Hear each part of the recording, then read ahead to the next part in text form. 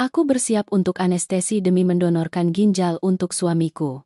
Perawat memberiku seragam petugas kebersihan. Berbisik agar aku segera memakainya dan kabur melalui tangga darurat. Jangan sampai mati. Aku gemetar dan menurutinya. Lalu selamat. Aku pernah memeras masa muda. Bahkan menyerahkan nyawa di meja operasi. Hanya berharap menyelamatkan suamiku yang sekarat dari penyakit.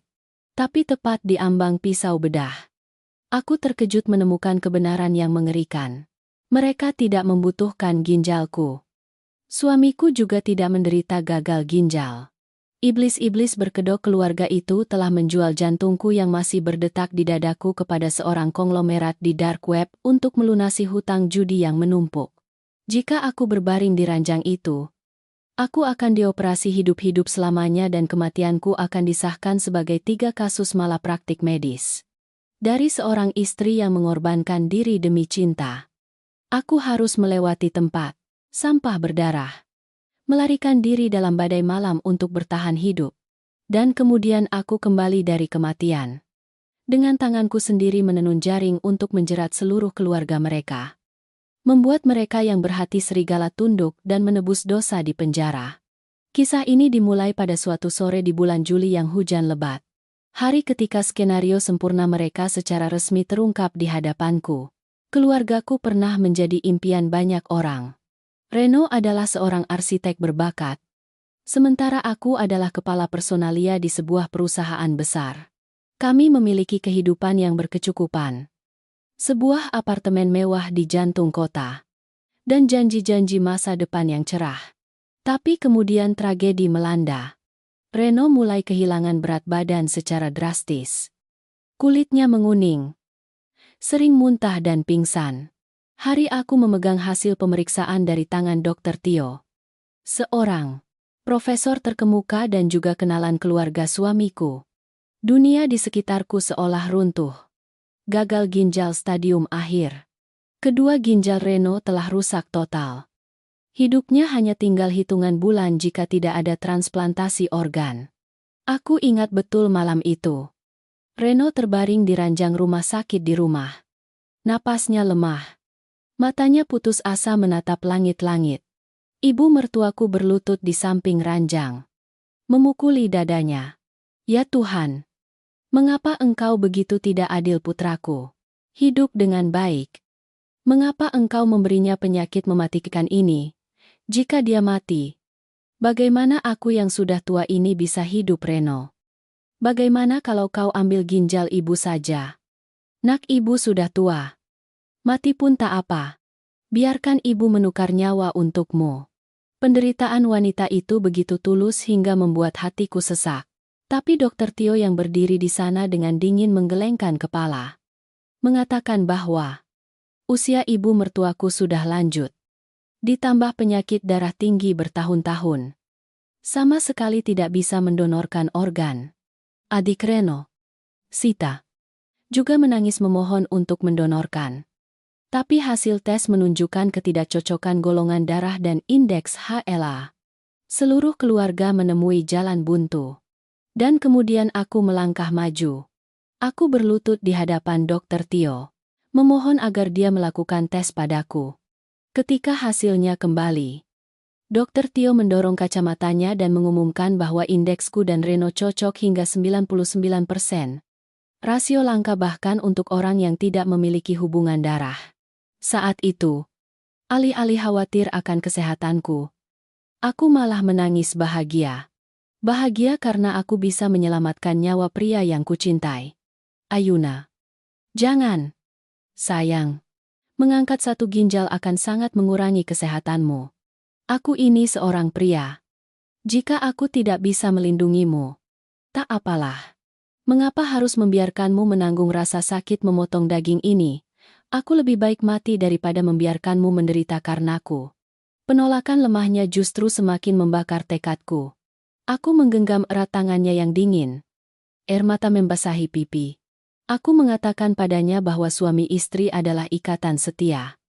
Jika aku kehilangan dia, untuk apa aku mempertahankan tubuh yang utuh ini? Melihatku bertekad, ibu mertuaku berlutut. memeluk kakiku erat-erat sambil menangis tersedu-sedu. Ayuna, kau adalah bidadari hidup di rumah ini. Keluarga dirgantara kami menumpuk karma baik 10 generasi baru bisa mendapatkan menantu sepertimu. Ibu bersumpah demi langit dan bumi. Mulai sekarang ibu akan menganggapmu seperti daging dan darah ibu sendiri. Jika Reno berani membuatmu sedih sedikit saja, ibu akan mengusirnya dari rumah. Sejak hari aku menandatangani surat persetujuan donor, hidupku berubah total. Aku mengajukan cuti tanpa gaji di perusahaan untuk fokus memulihkan kesehatan sebelum operasi. Ibu mertuaku pindah ke apartemen kami untuk merawatku. Ia melarangku melakukan pekerjaan rumah apapun. Bahkan hanya sekadar menuang segelas air atau menyapu rumah.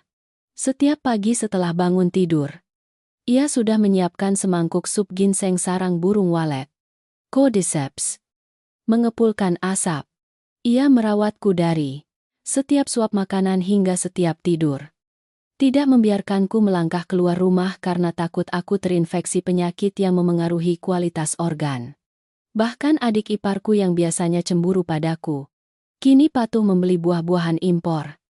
Membeli beberapa baju sutra dan membawanya langsung ke kamarku. Selama sebulan penuh, aku hidup dalam penghormatan dan pelayanan dari keluarga suamiku. Hatiku yang polos dipenuhi rasa haru. Aku meyakinkan diriku bahwa pengorbananku benar-benar layak. Aku menyelamatkan suami yang mencintaiku dan aku memiliki keluarga mertua yang pengertian dan adil. Tapi aku tidak tahu bahwa semangkuk sup ginseng mahal itu bukan untuk menyehatkan seorang menantu, melainkan makanan mewah untuk memelihara organ segar. Mereka tidak merawatku. Mereka sedang mengawetkan barang dagangan jutaan dolar yang mereka transaksikan. Malam naas itu akhirnya tiba. Tanggal 15. Di luar belum turun hujan deras. Kilat menyambar langit gelap gulita diikuti guntur yang menggelegar menghantam jendela kaca rumah sakit internasional. Aku ditempatkan di ruang praoperasi VIP di lantai 8. Ruangan luas. Berbau antiseptik dan obat. Jam digital di dinding berkedip angka merah dingin. Tepat pukul 11 malam. Tinggal 60 menit lagi aku akan dibawa ke ruang operasi. Perasaanku saat itu sangat tenang. Bercampur sedikit rasa bangga. Aku berbaring di ranjang rumah sakit. Mengenakan baju pasien bergaris biru tipis.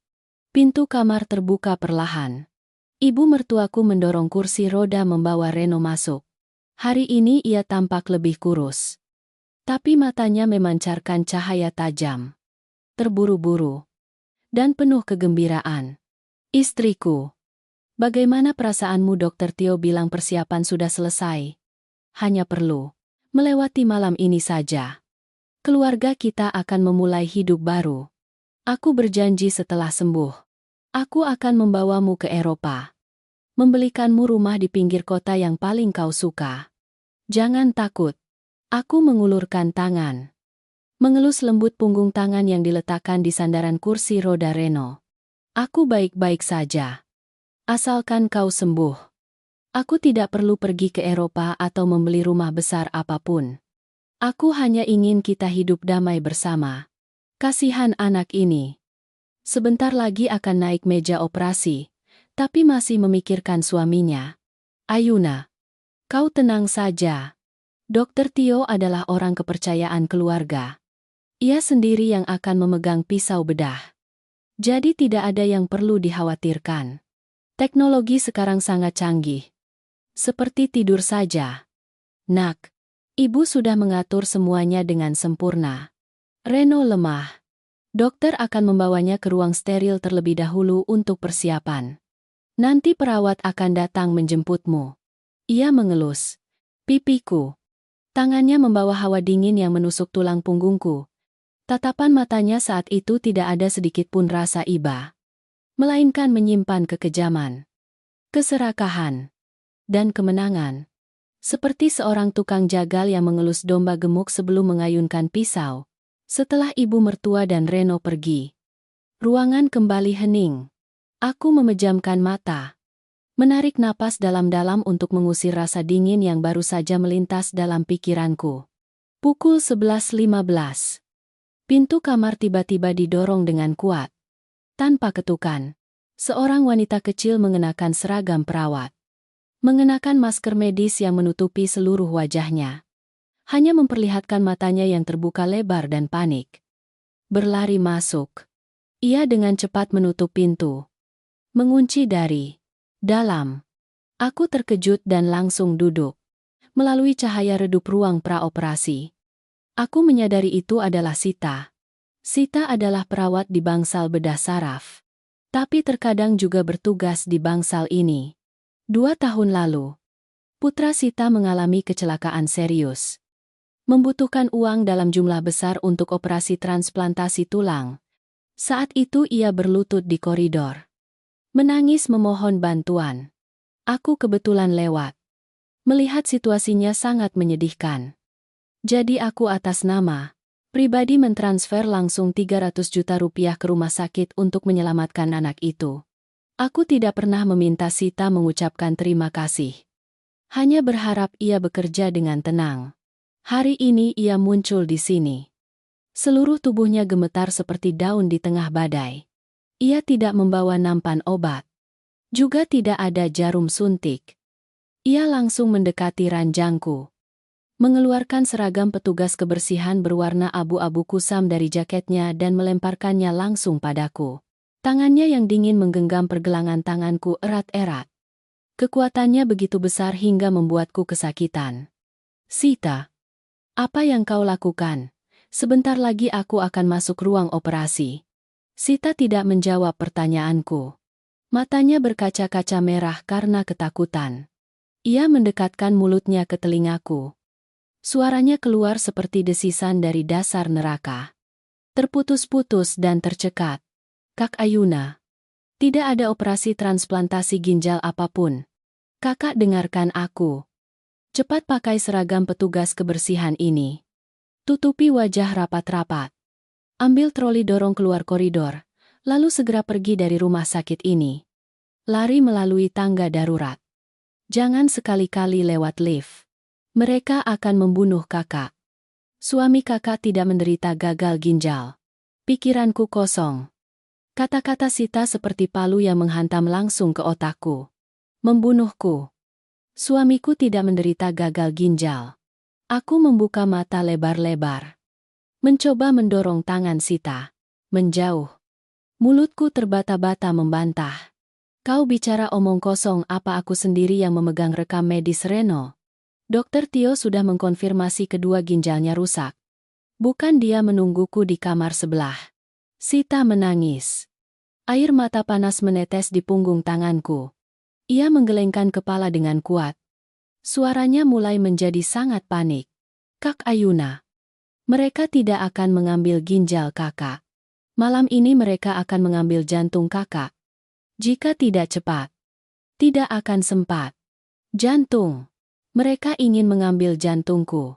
Setiap kata yang diucapkan Sita seperti jarum beracun yang menusuk gendang telinga dan menancap langsung ke otakku. Seluruh duniaku di hadapanku hancur berkeping-keping. Sekarang kakak harus lari. Preman-preman berkedok penjaga sudah memblokir semua pintu masuk dan keluar utama. Pintu darurat di sisi timur sedang ganti shift. Hanya ada 3 menit. Lari. Kak Ayuna. Demi hidup kakak. Lari. Desakan Sita. Membawaku kembali ke kenyataan. Ketakutan ekstrem mulai menyelimuti setiap sel dalam tubuhku. Jika aku tetap di sana hanya 15 menit lagi, pisau bedah akan membelah dadaku, dan aku akan selamanya menghilang dari dunia ini dengan dalih malapraktik medis yang bersih. Aku tidak bisa mati dengan sia-sia dan pahit seperti itu. Aku mengatupkan gigi hingga berdarah. Rasa amis darah yang menusuk lidah membantuku kembali sadar. Aku melepas baju pasien. Buru-buru memakai seragam petugas kebersihan yang kebesaran. Aku menggulung rambut panjangku, menyembunyikannya di balik topi kain. Memakai masker yang menutupi seluruh wajah. Sita menatapku dengan mata berkaca-kaca. Mendorongku perlahan ke arah pintu. Tanganku memegang gagang pintu. Gemetar tapi penuh tekad. Sejak saat pintu ini terbuka, Ayuna yang polos dan setia pada keluarga telah mati. Yang keluar ke dalam kegelapan itu adalah mangsa yang mencari jalan untuk bertahan. Hidup agar suatu hari nanti akan kembali menjadi pemburu yang paling kejam. Aku menarik napas dalam-dalam, mendorong pintu dan melangkah keluar. Koridor dingin memulai pelarianku dari sabit kematian. Koridor rumah sakit pukul 11.20 malam panjang. Sunyi dan dingin seperti jalan menuju alam baka. Aku mendorong troli sampah kosong. Roda karetnya berputar di lantai keramik, mengeluarkan suara desisan pelan. Kepalaku tertunduk. Topi kain seragam petugas kebersihan menutupi separuh wajahku yang sudah disamarkan dengan masker medis tebal. Jantungku berdetak tak beraturan. Berdebar kencang di dadaku, seolah ingin memecah tulang rusuk dan keluar. Jantung ini, jantung yang masih berdetak irama kehidupan ini justru adalah yang didambakan oleh mereka yang kusebut keluarga. Ingin dikeruk untuk ditukar dengan uang dan harta. Setiap langkah kaki, aku merasakan ancaman dari segala penjuru. Rumah sakit internasional ini seharusnya memiliki keamanan yang sangat ketat. Tapi malam ini, udara terasa kental dengan bau bahaya yang tidak biasa. Ketika aku baru saja berbelok di tikungan tersembunyi menuju pintu darurat tangga, sekelompok orang berseragam penjaga keamanan, tapi bertubuh kekar, bertato di leher, berjalan berlawanan arah. Mereka sama sekali tidak terlihat seperti petugas keamanan rumah sakit. Mata mereka tajam. Curiga mencari di setiap sudut tersembunyi. Aku menahan napas, berusaha menjaga irama dorongan troli sampah tetap stabil.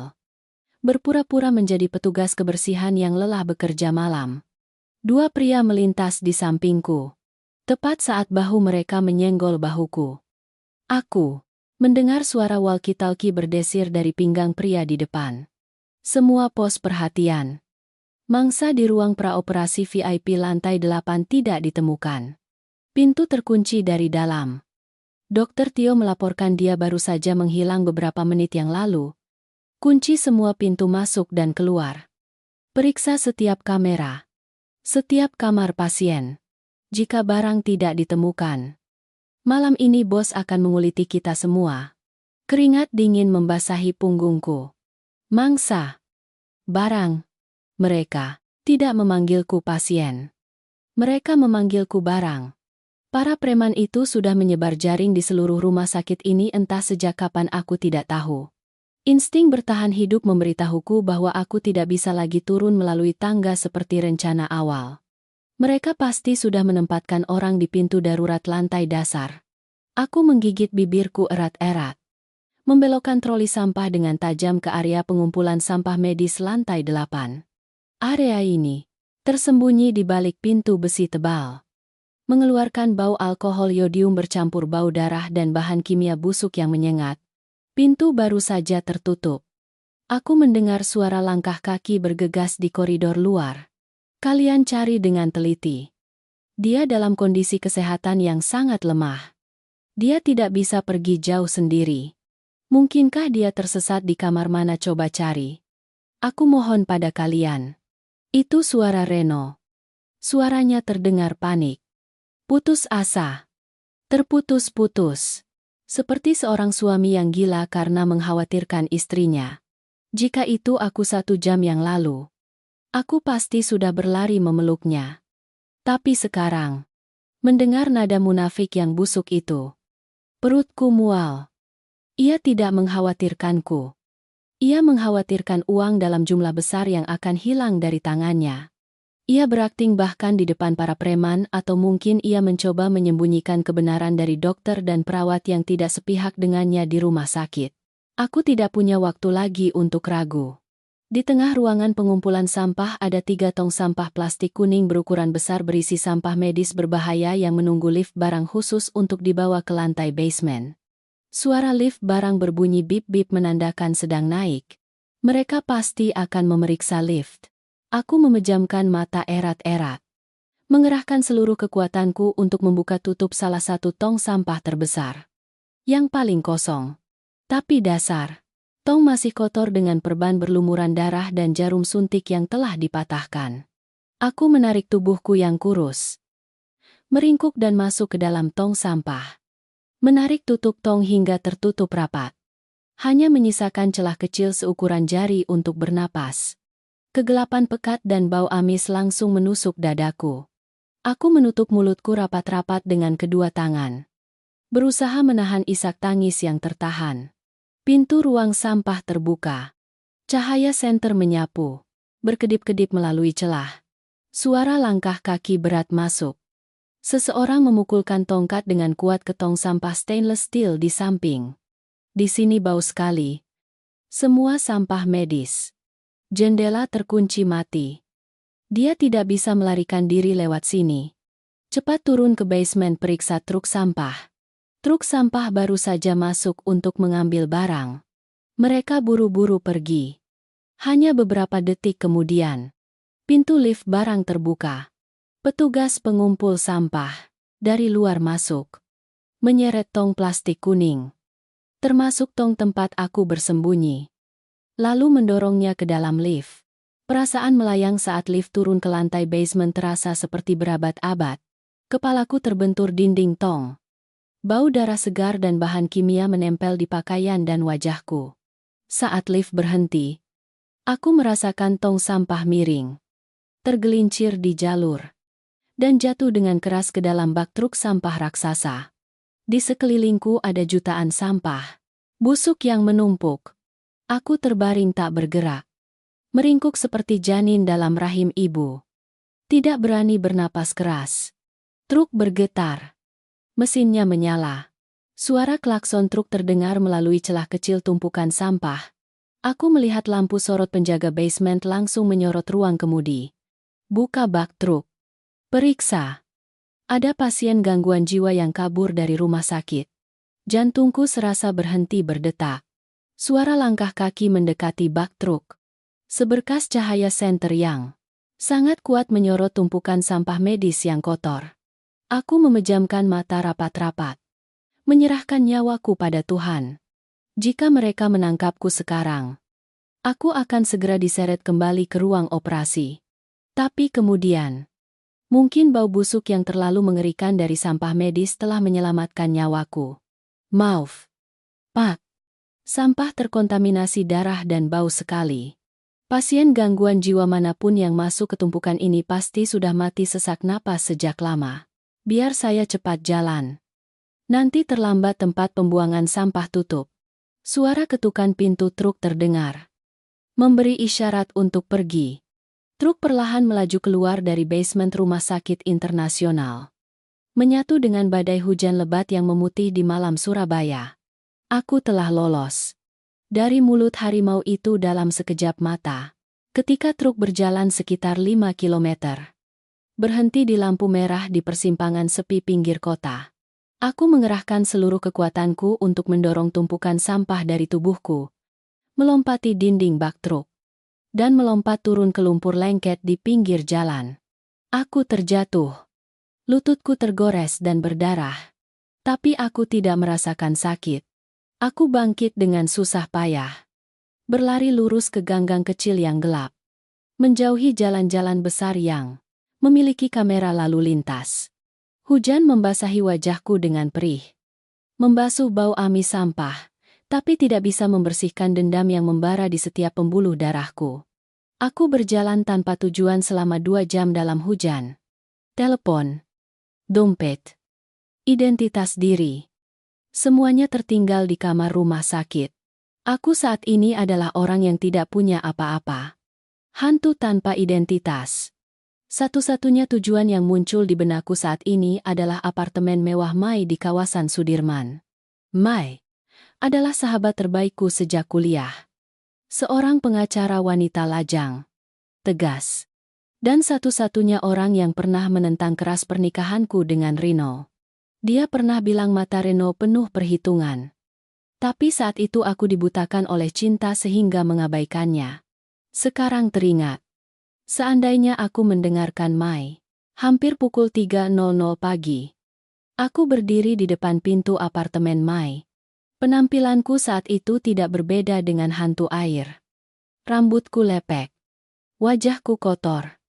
Seragam petugas kebersihan basah kuyup dan bau. Aku mengulurkan tangan menekan bel. Tanganku gemetar. Siapa yang menelepon jam segini? Pintu terbuka sedikit melalui rantai pengaman. Suara Mai mengantuk dan waspada. Ketika melihatku, matanya terbuka lebar. Sangat terkejut. Mai buru-buru melepas rantai. Menarikku masuk dan mengunci pintu rapat-rapat. Ayuna. Astaga. Ada apa denganmu hari ini? Kau akan naik meja operasi untuk mendonorkan ginjal untuk Rino. Bukan mengapa kau terlihat seperti pengemis begini? Apa yang terjadi? Aku menatap Mai. Satu-satunya teman yang tersisa di dunia yang bisa ku percaya.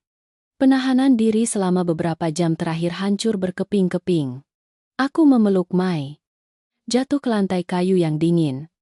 Menangis terseduh-seduh seperti binatang yang terluka parah. Aku menangis untuk 5 tahun masa muda yang bodoh.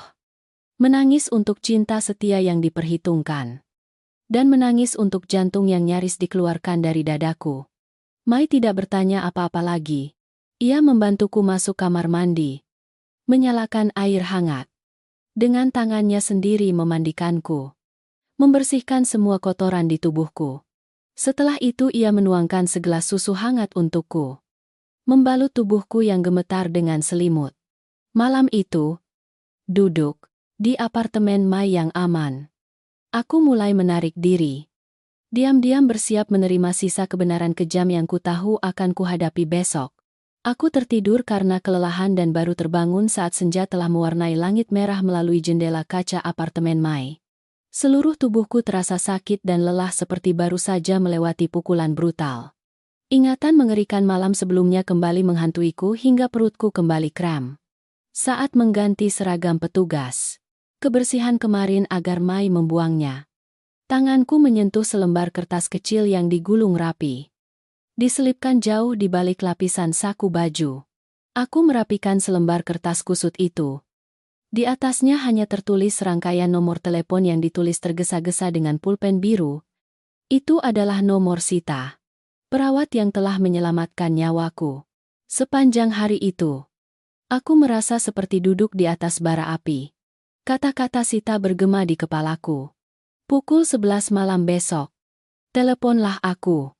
Waktu penantian berlalu sangat lambat seperti penyiksaan. Mai duduk di sampingku. Diam-diam bekerja di laptop. Sesekali menatapku dengan iba. Dia sudah tahu ceritanya secara garis besar. Tapi baik aku maupun dia mengerti. Tirai rahasia di baliknya jauh lebih gelap dari yang baru ku dengar di sudut tangga. Tepat pukul 23.00.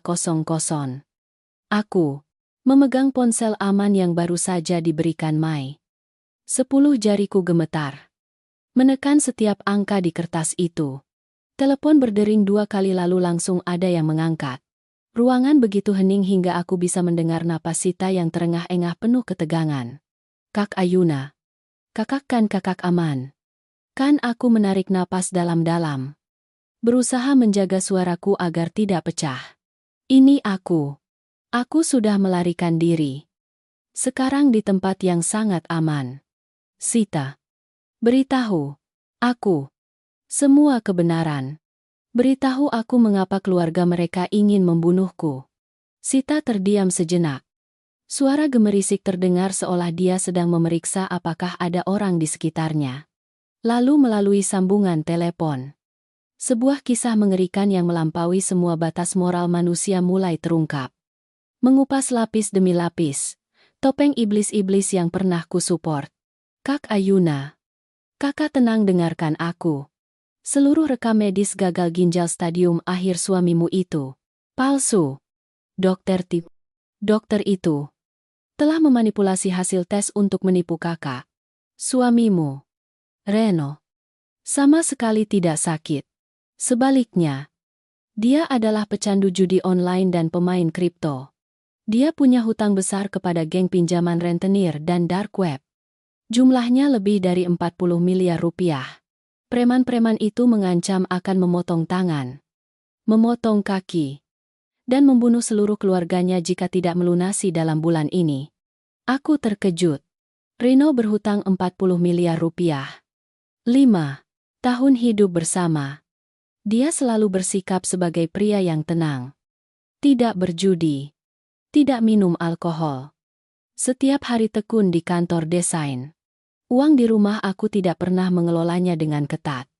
Keuntungan dari perusahaan kosmetik selalu kubiarkan dia gunakan sesuka hati. Ternyata di balik topeng intelektual itu adalah iblis haus uang yang menghabiskan seluruh asetnya di meja judi virtual di dunia bawah tanah. Terjebak di sudut tembok. Suamimu mencari jalan keluar di dark web dan di sana ia menemukan transaksi seorang konglomerat asing yang tak dikenal.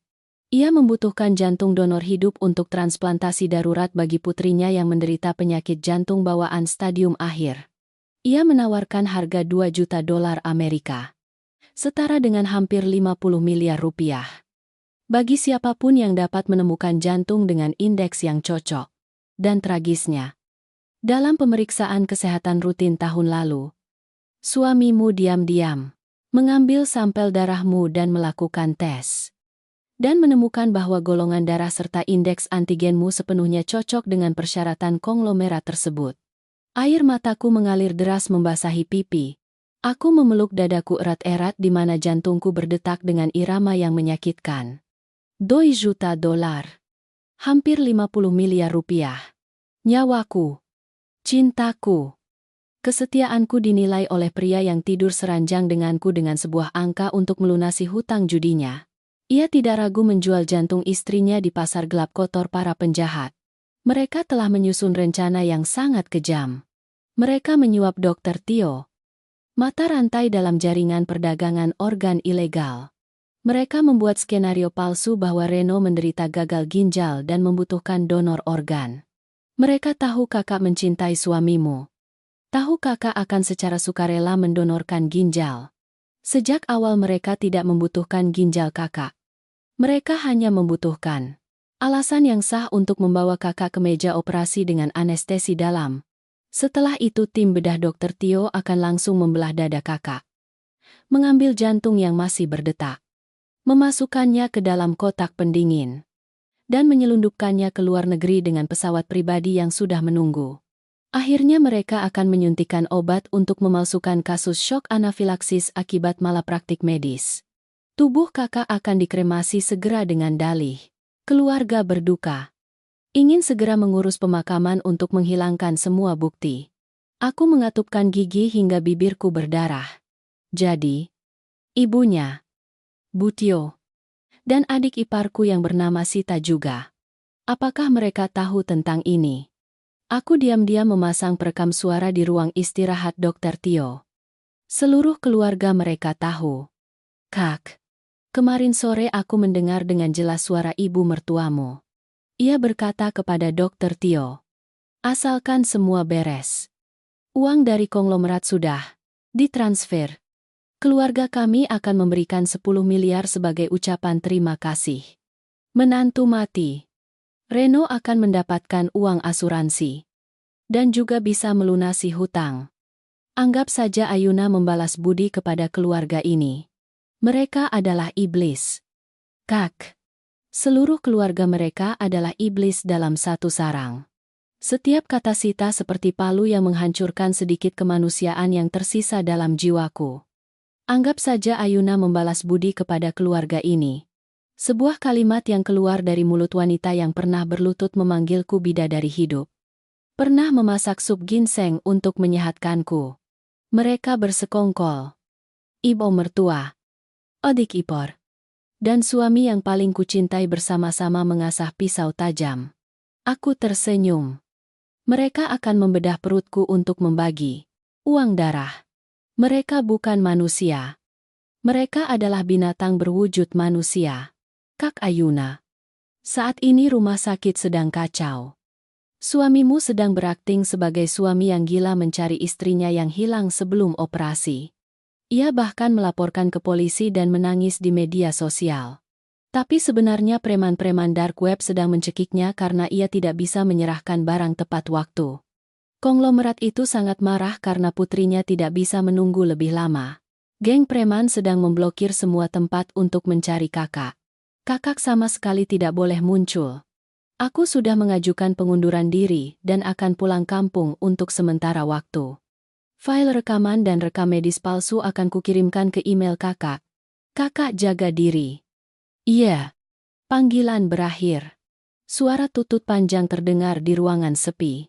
Aku menjatuhkan ponsel ke sofa. Semuanya di sekitarku seolah berhenti bergerak. Mai mendekat. Memeluk erat. Bahuku yang gemetar tak henti-hentinya. Aku tidak bisa menangis lagi. Rasa sakit yang terlalu besar telah melewati batas air mata. Itu berubah menjadi bongkahan es raksasa. Dingin. Tajam. Menusuk jauh ke pusat otak. Aku memejamkan mata. Gambar Reno tersenyum lembut saat memasangkan cincin kawin. Gambar Butio dengan ramah menyuapiku makanan. Semuanya hancur berkeping-keping. Digantikan oleh senyum berdarah iblis-iblis yang berebut membagi jantungku. Bagus sekali. Jika mereka ingin mendorongku ke kematian, aku akan kembali dari kematian membawa api neraka untuk membakar seluruh keluarga mereka. 40 miliar hutang. 2 juta dolar uang penjualan jantung. Mereka suka bermain-main dengan uang dan nyawa seperti itu. Aku akan membuat mereka merasakan bagaimana rasanya dihancurkan tulang belulangnya oleh uang. Permainan berburu sekarang baru benar-benar berbalik. Malam itu di apartemen Mai. Aku duduk diam di kursi malas di seberang jendela kaca setinggi langit-langit. Menatap lalu lintas padat di Surabaya yang mewah. Lampu jalan kuning redup menerpa wajahku yang dingin. Di dalam diriku, Ayuna yang polos dan baik hati telah benar-benar mati. Kemarahan dan kebencian telah menempa diriku menjadi pedang tajam. Hanya menunggu hari untuk dihunuskan. Keesokan paginya, berita utama dan media sosial dipenuhi foto Reno. Dia muncul di televisi dengan penampilan kurus. Janggut tak terawat. Mata bengkak karena menangis. Mohon bantu saya mencari istri saya. Dia adalah Ayuna. Tadi malam, tepat sebelum operasi donor ginjal untuk menyelamatkan nyawa saya. Dia menghilang secara misterius dari rumah sakit. Ayuna, jika kau mendengar kata-kata ini, mohon kembalilah padaku. Aku tidak membutuhkan ginjal. Aku hanya membutuhkanmu. Tanpamu, aku hidup seperti mati. Melihat wajah munafik yang menangis air mata buaya di layar. Perutku mual karena jijik. Dia berakting begitu bagus hingga jutaan netizen berbagi postingan dan menangisi kisah cinta indah yang terputus oleh penyakit dan kejadian aneh. Orang-orang berspekulasi bahwa aku terlalu takut operasi sehingga melarikan diri. Ada juga yang mencaciku sebagai wanita yang serakah akan hidup. Takut mati. Meninggalkan suami yang sakit. Tapi hanya aku dan mereka yang tahu betul di balik air mata itu adalah kepanikan ekstrem dari anjing liar yang terpojok. Dia tidak menangis karena kehilangan istri. Dia menangis karena barang dagangan senilai 2 juta dolar telah terbang, dan nyawanya sedang dicekik oleh preman dark web yang menuntut hutang. Sialan. Bajingan ini layak dapat Oscar Ayuna. Apa yang akan kau lakukan selanjutnya? Melapor polisi? Dengan rekaman suara Sita, kita bisa memenjarakan mereka. Mai mematikan TV dan melempar remote ke meja. Menggerutu marah. Aku menyesap kopi pahit. Perlahan menggelengkan kepala. Tidak. Melapor polisi saat ini terlalu menguntungkan bagi mereka. Kejahatan, percobaan, pembunuhan, belum berhasil. Paling-paling mereka hanya dipenjara beberapa tahun lalu kembali bebas. Lagi pula Dr. Tio memiliki pengaruh yang sangat kuat di dunia medis. Ia bisa saja menggunakan uang untuk membebaskan diri. Mengubah rekaman suara menjadi bukti yang tidak sah. Aku ingin mereka merasakan bagaimana rasanya. Kehilangan segalanya satu persatu. Uang, kehormatan, keluarga, dan akhirnya saling menggigit seperti anjing gila. Aku ingin mereka hidup lebih buruk dari mati sebelum masuk penjara. Untuk memulai rencana, aku membutuhkan uang dan untungnya aku tidak pernah bodoh dalam berbisnis. 5 tahun lalu, Ketika menyerahkan posisi direktur utama perusahaan kosmetik kepada Reno untuk melindungi harga dirinya, aku diam-diam mendirikan dana investasi anonim yang berlokasi di luar negeri, mengelola puluhan miliar rupiah dari keuntungan proyek real estate dan saham yang kuanalisis dan investasikan sendiri. Reno dan keluarganya, dia tidak pernah tahu tentang keberadaan uang ini. Mereka pikir aku telah menyerahkan seluruh asetku kepada mereka. Tapi sebenarnya aku selalu memegang kendali. Aku membuka laptop pribadiku yang telah diamankan Mai melalui beberapa lapisan IP virtual. Melalui koneksi rahasia yang pernah kubangun di dunia keuangan. Aku menghabiskan 500 juta rupiah untuk menyewa Kiko, seorang hacker terkenal di dunia bawah tanah, bersama dengan tim detektif swasta paling berpengalaman di Surabaya. Perintahku sangat singkat. Telanjangi semua jejak digital. Setiap sudut kotor dalam kehidupan Reno, Bucio, Sita, dan Dr. Tio. Hanya 3 hari kemudian, Kiko mengirimiku file terenkripsi. Ketika dibuka, seluruh kehidupan kotor keluarga suamiku terungkap dengan jelas hingga detail terkecil. Reno tidak hanya kecanduan judi di kasino online. Ia juga bermain leverage keuangan marin yang sangat besar di bursa kripto ilegal dan bangkrut. Kreditur dia adalah geng naga hitam. Jaringan pinjaman rentenir yang kejam juga menyelundupkan organ. Kiko juga memulihkan riwayat pesan Reno dengan akun anonim di dark web. Transaksi penjualan jantungku disepakati seharga $2 juta. Pembayaran awal 50% dalam bentuk Bitcoin ke dompet dingin Dr. Tio, agar dia bisa mengurus ruang operasi. Yang lebih menjijikkan, detektif swastaku juga berhasil memotret adegan tepat setelah berakting menangis di TV.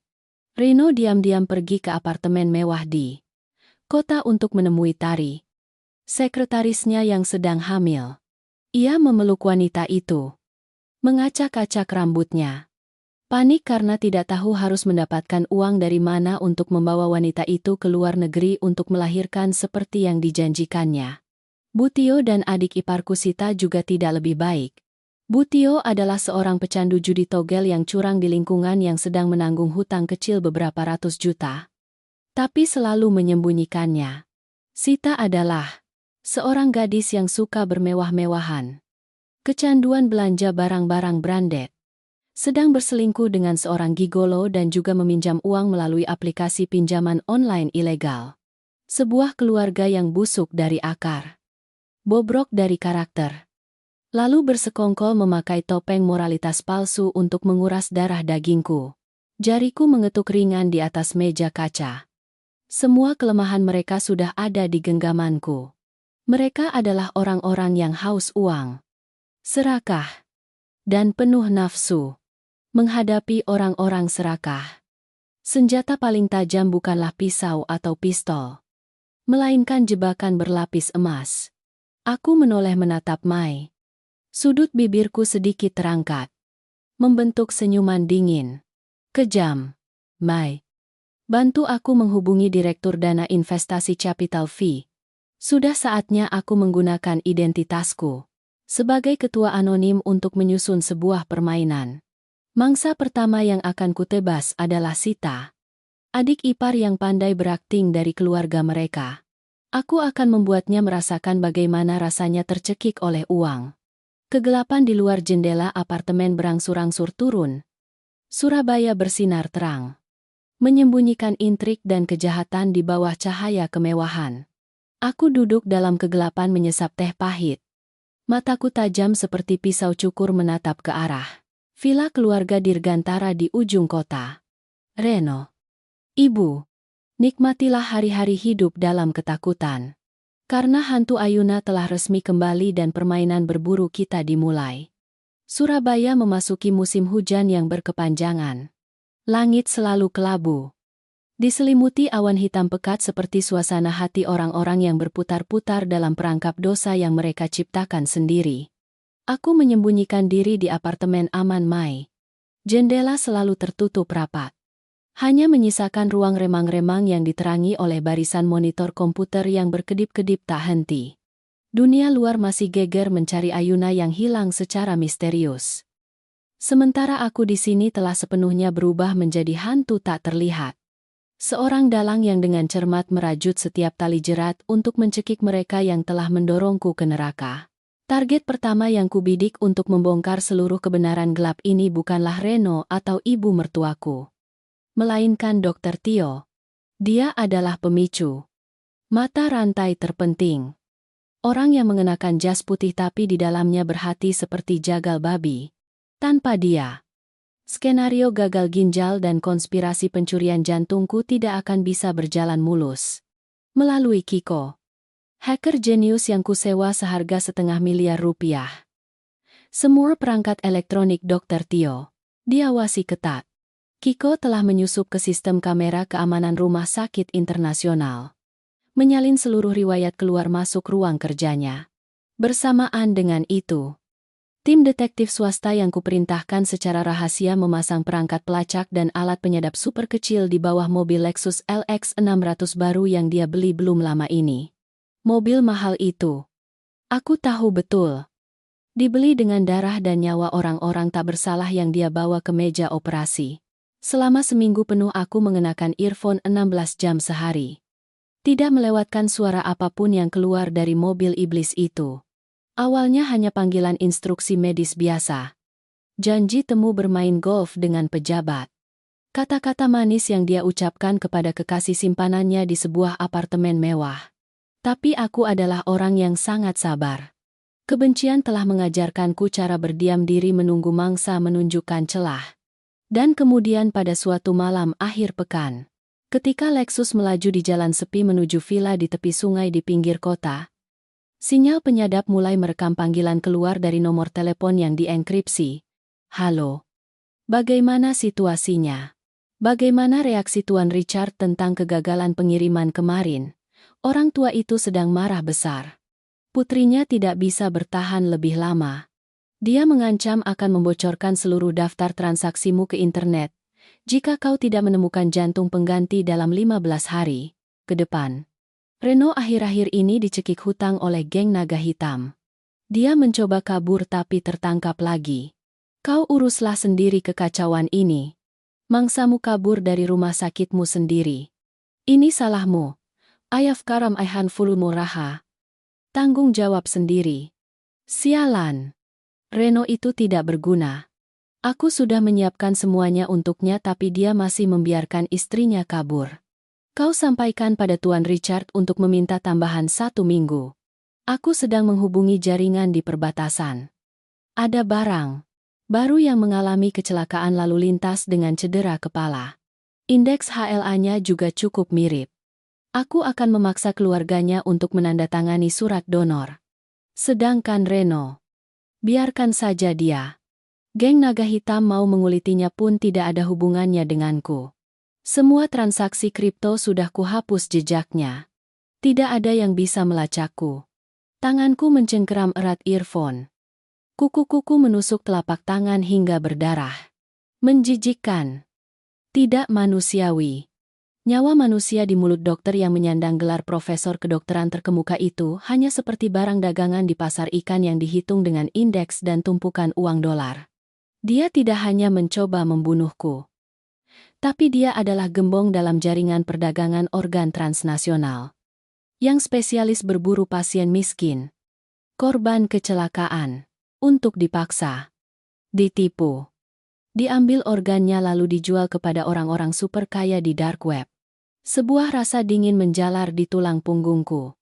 Jika malam itu, Sita tidak nekat memberitahu, tubuhku sekarang sudah menjadi abu. Sedangkan jantungku berdetak di dada orang asing di belahan bumi lain. Aku segera memerintahkan tim detektif swasta untuk membuntuti Dr. Tio. Mereka melaporkan bahwa setiap kali selesai melakukan transaksi kotor, dia tidak pernah menyimpan data di komputer yang terhubung jaringan, melainkan selalu menyimpan buku catatan kecil bersampul hitam di brankas di sebuah apartemen rahasia di Jakarta Pusat, tempat dia biasa bertemu kekasihnya. Itulah buku kematian yang mencatat seluruh transaksi ilegal. Nama-nama pembeli dan penjual organ, jumlah uang suap dan terutama riwayat kasus malapraktik medis yang dia rekayasa sendiri. Dengan mendapatkan buku itu, Aku akan memegang hukuman mati di tanganku. Rencana pembobolan dilakukan tim detektif swasta dengan sangat sempurna. Tepat saat Dr. Tio sedang sibuk dalam operasi yang berlangsung 5 jam di rumah sakit. Kekasihnya sedang asyik manikur di salon spa yang program promosinya diatur oleh orang-orangku.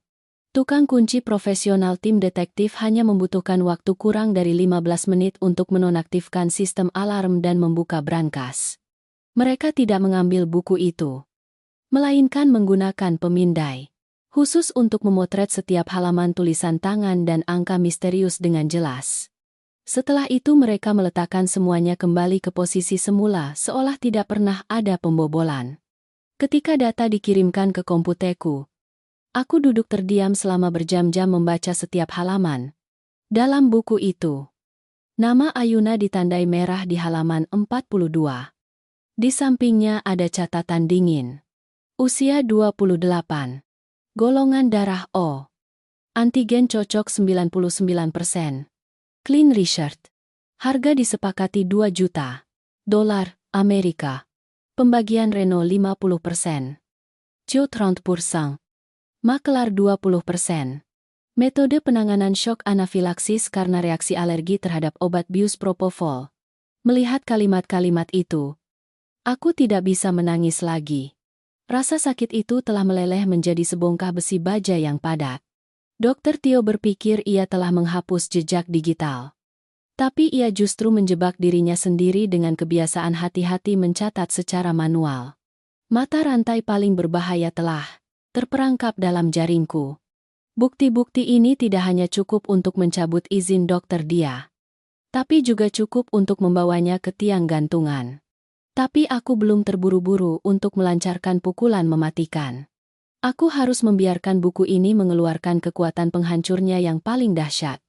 Dr. Tio akan menjadi kartu truf utama untuk mengungkap keluarga suamiku yang bejat itu. Tapi sebelum menggunakan kartu as ini, aku harus membuat setiap orang di keluarga itu merasakan keputusasaan, kemiskinan, dan rasa malu. Sudah saatnya memulai pertarungan dengan mangsa pertama. Sita. Adik ipar berwajah malaikat, tapi berhati ular berbisa. Sita. Adik kesayangan Reno. Tahun ini baru berusia 25 tahun. Sejak aku melangkah masuk sebagai menantu di keluarga Dirgantara, Sita selalu berperan sebagai gadis yang polos dan manja. Di permukaan ia memanggilku kakak ipar. Kakak ipar dengan manis. Tapi di belakang ia sering menghasut ibu mertuaku untuk menguras uangku demi membelikannya barang-barang mewah. Sita tidak memiliki pekerjaan tetap yang layak. Hanya bergantung pada label nona kaya palsu. Sepanjang hari, berselingkuh dengan gigolo-gigolo flamboyan di bar-bar kota. Aku tahu betul di balik penampilan glamor itu, Sita menanggung hutang besar dari pinjaman online karena gaya hidupnya yang boros. Terlebih lagi, sejak malam aku menghilang, geng preman naga hitam mulai gencar memburu Reno untuk menagih hutang judi 40 miliar. Reno yang terpojok terpaksa memaksa Sita meminjam uang kemana-mana untuk bertahan hidup. Menyembunyikan kejadian itu dari keluarga. Sita sedang dalam kondisi haus uang hingga gila. Dan bagi orang yang serakah sekaligus bodoh seperti dia, jebakan finansial berlapis gula sudah lebih dari cukup untuk mengakhirinya. Aku memerintahkan Mai untuk menggunakan koneksi pengacara perusahaannya untuk mendirikan perusahaan cangkang bernama Dana Investasi Capital V. Menyewa kantor kelas A paling mewah yang terletak di lantai 50 gedung pencakar langit. Kami membangun tampilan yang sempurna dengan profil palsu. Proyek real estate resort bernilai triliunan rupiah di atas kertas. Dan sistem jaminan keuntungan fantastis hingga 30% per bulan. Untuk menjebak mangsa, aku tidak perlu tampil sendiri. Aku menyewa seorang aktor berpenampilan rapi dan flamboyan, berperan sebagai direktur broker tingkat tinggi bernama Harun, yang disisipkan ke dalam kelompok pergaulan di bar tempat Sita sering nongkrong. Skenario berjalan mulus seperti film yang sudah diprogram. Harun dengan penampilan glamornya yang menghamburkan uang dengan cepat menarik perhatian Sita. Ia sengaja membocorkan kepada Sita tentang jalur investasi internal Capital V yang hanya diperuntukkan bagi kalangan elit dan orang-orang dengan koneksi dekat. Ia melukiskan gambaran kehidupan yang berubah hanya dalam beberapa minggu. Mengatakan bahwa beberapa kliennya telah melipat gandakan akun mereka 10 kali lipat dalam semalam berkat informasi orang dalam. Sita dengan kepalanya yang kosong dan keserakahan yang tak terbatas segera menggigit umpan seperti ikan yang lapar. Kak Harun, kalau kakak sayang padaku, berikan aku kesempatan investasi internal ini. Akhir-akhir ini keluargaku sedang kekurangan dana bisnis. Kakakku sangat membutuhkan sejumlah besar uang. Aku janji jika untung aku akan memberikan komisi yang besar untuk kakak. Bantu aku. Yo. Harun berpura-pura kesulitan. Ragu-ragu. Lalu akhirnya setuju memberi Sita kode investasi VIP. Awalnya Sita masih ragu. Ia hanya berani menguras sedikit uang tabungannya dan menjual beberapa tas Hermes yang berhasil terkumpul 500 juta rupiah untuk dilemparkan ke dana kapital UB. Hanya seminggu kemudian, aku memerintahkan sistem untuk langsung mentransfer 150 juta rupiah keuntungan ke rekening Sita. Melihat angka keuntungan muncul di aplikasi bank, iblis keserakahan Sita bangkit sepenuhnya. Ia buta mata. Kehilangan semua akal sehat. Keuntungan palsu terus dibayarkan secara teratur selama 3 minggu pertama telah menghilangkan semua keraguan terakhirnya. Untuk menyelamatkan situasi hutang Reno dan memuaskan impian menjadi miliarder, Sita mulai gila-gilaan meminjam uang. Ia menggadaikan mobil Mercedes yang kubeli untuk Reno tahun lalu. Meminjam uang dari teman, kerabat, dan bahkan terjun ke dalam penandatanganan surat hutang dengan preman-preman terkenal dengan bunga cekik leher. Ia berhasil mengumpulkan total hampir 10 miliar rupiah. Menyerahkan seluruh uang itu ke rekening Capital Fee. Bermimpi akan mendapatkan keuntungan 3 miliar rupiah di akhir bulan. Sita sama sekali tidak tahu bahwa dari layar kamera pengawas rahasia yang ditempatkan di kantor Capital Fee, aku sedang menyesap segelas anggur merah seperti darah sambil dengan dingin melihatnya dengan gembira menandatangani kontrak investasi yang mematikan. Tepat pada hari pembayaran pokok dan bunga dari pinjaman 10 miliar. Sita mengenakan gaun merah menyala. Merias wajahnya dengan mewah. Dengan bangga melangkah ke gedung pencakar langit. Tapi ketika lift terbuka di lantai 50, yang menyambutnya bukanlah Direktur Harun yang tampan. Bukan pula para staf konsultan yang berpakaian rapi. Kantor Capital Fee kosong melompong. Bersih. Tidak ada selembar kertas pun. Meja kursi telah dibersihkan. Papan nama perusahaan dilepas. Hanya menyisakan bekas lem yang berantakan di dinding kaca.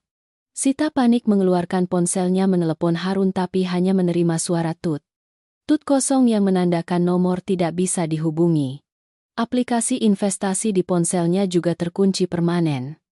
Menampilkan kesalahan koneksi server. Tidak. Tidak mungkin. Uangku. 10 miliar rupiahku. Dasar penipu. Kembalikan uangku. Suara teriakan Sita yang memilukan dan gila bergema di seluruh koridor yang sepi. Ia jatuh ke lantai marmer yang dingin dan mulai menjambak rambutnya. Menangis seperti orang gila. Ia memukul pintu kaca. Berteriak meminta Harun dalam keputusasaan. 10 miliar rupiah. Angka yang tidak terlalu besar bagiku. Tapi bagi orang yang tidak punya kemampuan menghasilkan uang seperti Sita. Ditambah sebagian besar uang itu adalah pinjaman rentenir. Maka ini secara resmi adalah vonis mati baginya. Besok saja, ketika para preman datang menagih hutang, Sita akan mengerti apa itu neraka dunia. Tembok pertahanan pertama keluarga Dirgantara telah kuhancurkan dengan cara yang paling mudah dan kejam. Mereka yang dulu tertawa di atas penderitaanku kini harus merasakan keputusasaan saat ditelan oleh keserakahan mereka sendiri. Tapi ini baru hidangan pembuka. Hidangan utama masih menunggu Butio. Ibu mertua paling munafik di dunia ini. Kejatuhan Sita menyebabkan efek domino yang menghancurkan yang langsung menghantam villa keluarga Dirgantara. 10 miliar rupiah menguap tanpa jejak. Para rentenir bukanlah orang yang bisa diajak berunding. Mereka tidak peduli siapa Capital Fee. Mereka hanya tahu surat hutang dengan tanda tangan dan cap jempol Sita. Malam itu juga, puluhan preman bertato, membawa golok dan cat merah, mengepung gerbang rumah ibu mertuaku. Mereka melemparkan saus ikan, menyiramkan cat merah ke seluruh fasad rumah. Terus-menerus berteriak-teriak kata-kata kotor dan mengancam akan membunuh seluruh keluarga jika tidak membayar pokok dan bunga. Tapi itu belum yang terburuk. Dalam perkembangan lain, geng Naga Hitam, mereka yang berada di balik hutang judi 40 miliar reno dan juga makelar yang menjual jantungku kepada konglomerat dark web, telah kehilangan kesabaran sepenuhnya. Transaksi organ gagal.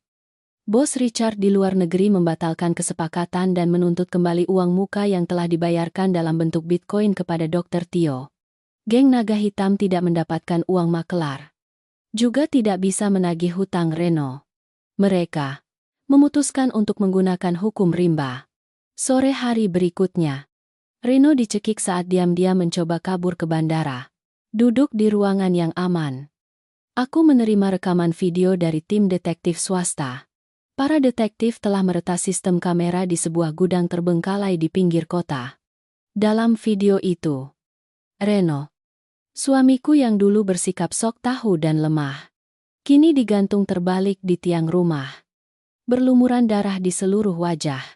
Setiap pukulan dan tendangan dengan tongkat bisbol menghantam perut dan dadanya. Dia berteriak, menangis memilukan, berlutut memohon ampun kepada para preman. Kekejaman gambar itu membuat orang normal mual. Tapi aku melihatnya dengan ketenangan yang menakutkan. Orang yang pernah berencana membedah dadaku untuk mengambil jantungku kini disiksa hingga hampir mati oleh rekan-rekannya sendiri. Benarlah hukum karma tidak menunggu siapapun. Tengah malam itu, sebuah kotak karton kecil dikirimkan ke depan rumah Butio. Ketika ia dengan gemetar membuka kotak itu, sebuah jeritan melengking memecah keheningan malam. Di dalam kotak ada jari kelingking Rino yang berlumuran darah disertai sebuah USB. Isi USB itu adalah video Reno disiksa dan sebuah ultimatum singkat. Dalam waktu 3 hari tidak ada 50 miliar untuk melunasi hutang Reno dan Sita. Bersiaplah untuk menjemput jenazah mereka. Ya Tuhan. Reno. Sita. Ada apa dengan kalian ya Tuhan? Mengapa kau menghukum keluargaku seperti ini? Tolong aku. Siapa yang akan menyelamatkan anak-anakku melalui alat penyadap yang terpasang di rumahnya? Aku mendengar dengan jelas suara Butio berteriak, memukulkan kepalanya ke lantai. Wanita kejam yang pernah mengatakan, anggap saja Ayuna mati untuk membalas budi kepada keluarga ini. Kini harus mengalami puncak penderitaan saat menyaksikan darah dagingnya sendiri dipotong-potong. Ia, seperti binatang gila, menggelepar mencari-cari semua dokumen. Menelepon semua kerabat dan teman untuk meminjam uang. Tapi, ketika keluarga ditimpa musibah, preman, kerabat mana yang berani menanggungnya? Bank-bank juga menolak memberikan pinjaman mendesak karena sertifikat rumah villa itu sudah terkait dengan kredit macet bank sebelumnya. Ia benar-benar menemui jalan buntu, dan inilah saatnya aku meluncurkan pelampung penyelamat yang penuh racun. Melalui koneksi rahasia Mai, aku berhasil terhubung dengan Pak Budi, seorang gembong rentenir terkenal di Surabaya. Orang yang spesialis memberikan pinjaman dengan jaminan properti dengan prosedur cepat tapi kontraknya memasang klausul cekik leher. Menyita rumah dengan kejam. Aku mentransfer sejumlah besar uang komisi kepada Pak Budi. Memintanya untuk proaktif mendekati Butio. Berperan sebagai penyelamat yang muncul tepat waktu. Anak buah Pak Budi mendatangi rumah Butio, menawarkan tawaran menarik. Memberikan pinjaman tunai 50 miliar rupiah segera untuk menyelamatkan Reno dan Sita. Tidak perlu bukti penghasilan. Cair dalam waktu 2 jam. Satu-satunya syarat adalah menjaminkan sertifikat rumah villa yang sedang ditempati. Disertai dengan surat kuasa penetapan aset. Bunga dihitung harian. Sangat tinggi hingga tidak masuk akal. Dan hanya jika terlambat membayar bunga 1 hari, rumah akan otomatis menjadi milik pemberi pinjaman, tanpa perlu melalui proses pengadilan. Saya tanda tangan. Saya tanda tangan semuanya. Mohon cepat cairkan untuk saya. Saya harus segera membawa uang untuk menebus Reno. Dia sudah kehilangan satu jari. Rumah hilang juga tidak apa-apa. Saya hanya ingin menyelamatkan nyawa anak saya. Suara Butio melalui alat penyadap terdengar tercekat. Panik. Tapi tidak ada sedikit pun keraguan. Ia mengambil pulpen dan dengan cepat menandatangani kontrak yang menjual seluruh kekayaan yang pernah dibanggakan keluarga Dirgantara. Ia sama sekali tidak tahu bahwa uang 50 miliar itu, meskipun dibawa untuk membayar geng naga hitam, hanya akan menjadi uang dari preman untuk membayar preman. Sedangkan rumah, benteng terakhir yang melindungi keluarganya, telah secara resmi jatuh ke tanganku. Karena aku adalah orang di balik layar yang memberikan modal kepada Pak Budi untuk melakukan transaksi ini. Suara tok-tok palu hakim yang diketuk di atas kertas surat kuasa terdengar seperti lonceng kematian yang bergema dalam benakku. Keluarga Dirgantara kini secara resmi menjadi tunawisma, menanggung hutang bunga berbunga yang tidak akan pernah bisa mereka bayar. Reno mungkin bisa ditebus, tapi ia akan kembali ke tempat yang bukan lagi rumah. Dengan tubuh yang hancur, seorang adik perempuan yang berhutang kepada preman, dan seorang ibu tua yang telah kehilangan seluruh akal sehatnya. Mereka telah dilucuti dari semua kemewahan palsu, dilemparkan ke dasar lumpur.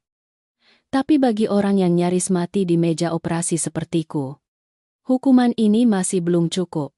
Rasa sakit fisik dan kehilangan harta benda hanyalah langkah awal. Aku ingin mereka menelanjangi kejahatan mereka sendiri di hadapan keadilan. Permainan psikologis paling kejam baru saja dimulai. Dan Dr. Tio akan menjadi pion berikutnya. Aku memaksanya mengambil langkah menuju kematian. Malam di Surabaya selalu tahu cara menyembunyikan kejahatan paling menjijikan. Tapi ia tidak bisa menyembunyikan ketakutan yang menggerogoti jiwa Dr. Tio. Ketika halaman-halaman dokumen yang difoto dari buku catatan bersampul hitam rahasianya dicetak, aku mengemasnya ke dalam sebuah amplop koklat tanpa nama pengirim. Di dalam amplop itu, selain bukti-bukti nyata tentang operasi organ ilegal, aku hanya meninggalkan selembar kertas kecil dengan tulisan ketikan, "Dingin. Nyawa dibayar nyawa. Atau Anda membusuk di penjara. Atau Anda harus menyerahkan Reno untuk mengganti nyawa." Amplop itu dilemparkan oleh seorang pengantar barang tak dikenal langsung ke ruang kemudi Lexus LX 600 miliknya saat ia berhenti di lampu merah di persimpangan. Melalui kamera pengawas perjalanan yang telah diretas oleh detektifku, aku melihat wajah profesor kedokteran terkemuka yang dulunya tenang dan bermartabat tiba-tiba pucat pasi seperti mayat. Begitu ia melirik halaman-halaman itu, tangannya yang memegang kemudi gemetar. Keringat membanjiri kemeja bermereknya. Ia tahu seluruh hidup politiknya, kariernya, dan bahkan nyawa tuanya telah sepenuhnya digenggam oleh orang yang tak dikenal itu. Aku menggunakan ponsel sekali pakai dengan kartu SIM, sekali pakai dan langsung menelepon nomor pribadinya. Belum sempat berdering 2 kali, ia sudah meraih ponselnya. Napasnya terengah-engah dan tercekat. "Kau siapa? Berapa banyak uang yang kau inginkan? Sebutkan hargamu. Aku bisa langsung mentransfernya, tapi kau harus menghancurkan semua dokumen itu. Jika kau melapor ke polisi, kau juga tidak akan mendapatkan apa-apa." Aku mengaktifkan pengubah suara. Mengubah. Suaraku menjadi suara berat, robotik, dan perlahan bergema di ruangan apartemen yang hening. Aku mengatakan kepadanya bahwa aku tidak membutuhkan uang. Yang kubutuhkan adalah kebenaran tentang malam di ruang praoperasi VIP 8. Aku memerintahkannya untuk segera bertemu Rino di sebuah motel kumuh yang terletak jauh di dalam gang kotor di luar kota. Ia harus membuat Reno dengan mulutnya sendiri menceritakan seluruh rencana pemalsuan rekam medis gagal ginjal dan konspirasi perampasan jantung Ayuna. Jika ia berhasil, buku hitam itu akan selamanya menjadi rahasia. Tapi jika ia berbuat curang, besok pagi, seluruh dokumen ini akan berada di meja Direktur Kepolisian Kota dan redaksi surat kabar terbesar di seluruh negeri. Berdiri di ambang kematian. Orang yang terbiasa menginjak-injak nyawa orang lain untuk hidup sepertinya tidak punya hak untuk memilih. Ia menurut dengan patuh. Motel melati di pinggiran kota adalah tempat murahan. Berbau apek, bau kondom murah, dan bau pesing dari dinding-dinding yang menguning. Tim detektifku telah menyewa kamar sehari sebelumnya. Memasang seluruh sistem kamera tersembunyi di sudut atas rumah dan perekam suara terarah di bawah meja. Pukul 9.00 malam. Dokter Tio muncul. Ia tampak kuyu, panik. Terus-menerus mengalihkan pandangan seperti tikus got yang takut cahaya. 15 menit kemudian. Pintu kamar sedikit terbuka. Reno masuk. Ini adalah pertama kalinya aku melihat dengan jelas sosok suami yang pernah kucintai sepenuh hati setelah ia disiksa oleh para preman. Ia melangkah dengan terseok-seok. Wajahnya bengkak dan memar. Lengan kirinya terbalut gips putih. Sedangkan tangan kanannya terbalut perban berdarah di tempat jari kelingkingnya yang telah terputus. Ia tampak menyedihkan, hina, dan kotor. Baru saja masuk kamar. Reno langsung menghambur meraih kerah baju dokter. "Cio!" berteriak penuh kemarahan. "Untuk apa kau memanggilku ke tempat kumuh ini? Kau tahu geng naga hitam sedang mencariku kemana-mana. Bukan kau yang memegang pisau bedah. Kau membiarkan Ayuna kabur. Sekarang konglomerat Richard membatalkan kesepakatan. Preman mencekik keluargaku. Rumahku hancur. Kau tahu itu kau harus membayar ganti rugi padaku. Kau harus memuntahkan uang agar aku bisa kabur ke luar negeri. Diam kau. Lepaskan tanganmu dari bajuku.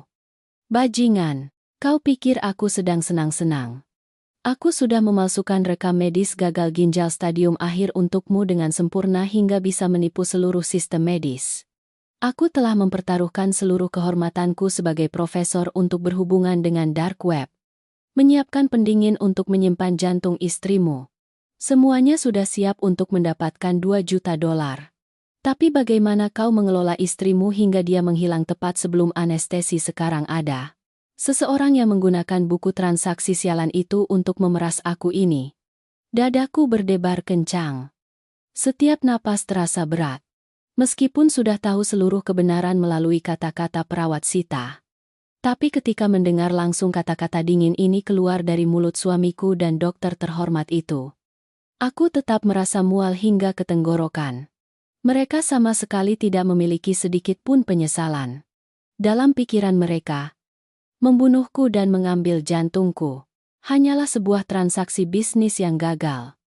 Sebuah barang yang hilang. Jangan salahkan aku. Ayuna itu bodoh. Dia mencintaiku sampai mati. Dia bersedia mendonorkan ginjalnya untukku tanpa sedikit pun keraguan.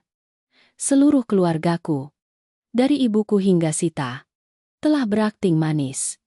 Menyehatkannya selama sebulan penuh. Bagaimana dia bisa tiba-tiba curiga dan kabur? Pasti ada seseorang di rumah sakitmu yang membocorkan informasi padanya. Kau sudah berjanji setelah disuntik bius, diambil jantungnya, lalu akan disuntikan obat shock anafilaksis untuk melegalkan kematiannya. Skenario sempurna seperti itu. Sekarang dia hidup sehat di luar sana. Jika dia melapor ke polisi, baik aku maupun kau sama-sama akan dipenjara. Kau bodoh sekali, Reno.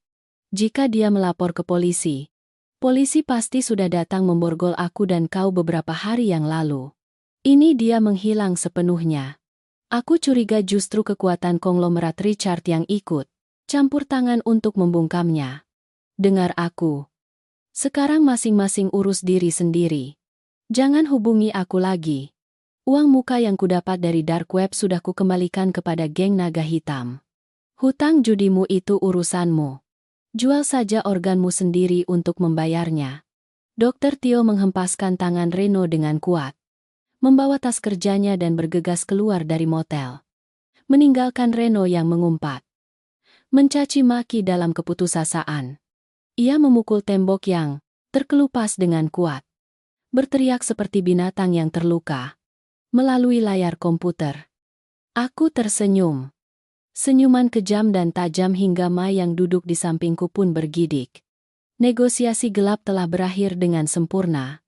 Video tajam bersama dengan kualitas audio yang bersih tanpa suara bising telah tersimpan rapi di hard drive aman milikku. Pengakuan sukarela. Jelas setiap detail tentang pemalsuan rekam medis. Rencana pembunuhan untuk mencuri jantung dan menjualnya ke luar negeri. Bukti baja ini telah mengunci vonis mati di leher kedua iblis itu. Tapi aku masih belum terburu-buru menyerahkannya ke polisi. Hukuman hukum bagi mereka masih terlalu ringan. Aku ingin melihat mereka saling mencabik-cabik. Ingin melihat keluarga munafik itu hancur di bawah tekanan uang dan pengkhianatan sebelum mereka melangkah masuk ke sel tahanan.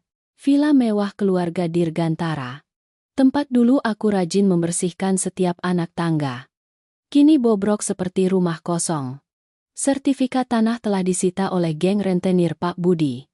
Meskipun uang 50 miliar telah dibawa oleh ibu mertuaku untuk diserahkan kepada geng naga hitam untuk menebus Reno, tapi uang itu hanya cukup untuk membayar pokok hutang judi awal. Sedangkan denda pelanggaran kontrak ganti rugi kepada konglomerat Richard di dark web karena transaksi jantung yang gagal masih merupakan angka yang sangat besar yang menggantung di kepala mereka. Naga hitam tidak melepaskan mereka. Setiap hari para preman datang dengan golok untuk merusak barang-barang. Menyiram cat. Membuang limbah ke rumah. Ibu mertuaku yang dulu angkuh kini rambutnya acak-acakan. Hidup dalam ketakutan ekstrem.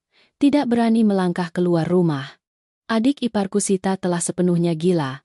Hutang 10 miliar dari jebakan dana investasi Capital Viku telah membuatnya diburu dengan ganas oleh para preman. Suatu kali ia diam-diam mengumpulkan sedikit perhiasan. Berniat melarikan diri ke kampung halaman. Tapi baru saja sampai di terminal bus sudah dicekik oleh penagih hutang.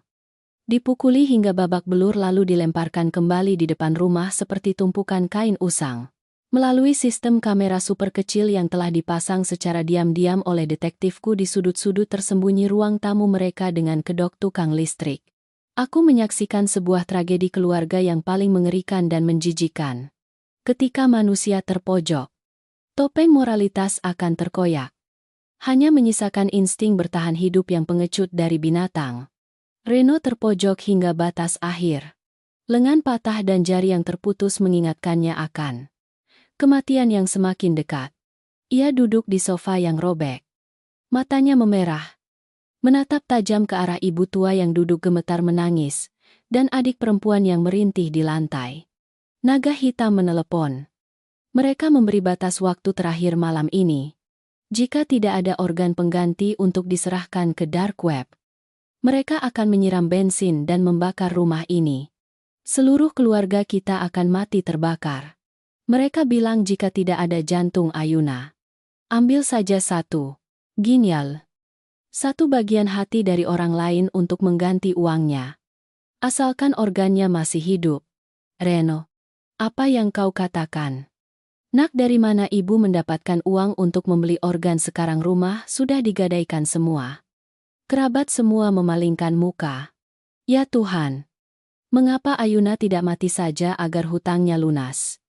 Dia kabur sehingga sekarang keluarga ini menanggung bencana seperti ini. Wanita itu tetap begitu. Sampai saat ini. Ia masih menyalahkanku. Membenciku karena aku tidak patuh berbaring diam di meja operasi agar mereka bisa mengambil jantungku. Kekejaman wanita itu telah meresap hingga ke sumsum tulang. Tapi ia sama sekali tidak tahu bahwa tatapan mata putra kesayangannya yang selalu ia lindungi sedang berubah. Tatapan dingin. Kejam. Persis seperti tatapan mata yang pernah ia berikan padaku di ruang praoperasi. Ibu, aku adalah cucu pertama keluarga Dirgantara. Aku tidak bisa mati. Ibu sudah tua. Berapa tahun lagi ibu bisa hidup? Sedangkan Sita, dia bodoh. Berhutang dan menyebabkan keluarga ini jadi begini. Dia hidup juga hanya akan menambah masalah bagi preman saja. Ibu dan adik selamatkan aku. Hanya butuh satu ginjal ibu dan satu bagian hati Sita. Dokter-dokter ilegal naga hitam sudah menunggu di klinik terbengkalai di pinggir kota. Aku janji setelah bebas dari hutang, aku akan memulai hidup baru. Aku akan merawat ibu dan membalas budi. Kak Reno. Kakak gila, Sita berteriak. berusaha menyeret tubuhnya yang penuh luka ke arah pintu. Tapi Reno dengan cepat berlari, menarik rambutnya, membenturkannya dengan kuat ke lantai. Dia bukan lagi manusia. Dia adalah binatang buas yang kelaparan. Dia mengeluarkan sebotol obat kecil dari saku bajunya. Jenis obat bius cair dengan intensitas tinggi yang kurasa dia beli dari penjahat medis. Dia membalikkan Sita, mencekik mulut adik kandungnya, menuangkan cairan mematikan itu ke tenggorokannya. Ibu mertuaku menyaksikan pemandangan mengerikan itu. Ia berlari menghantam, mencakar, berteriak memukuli Reno. Dasar bajingan. Lepaskan adikmu. Aku yang melahirkanmu.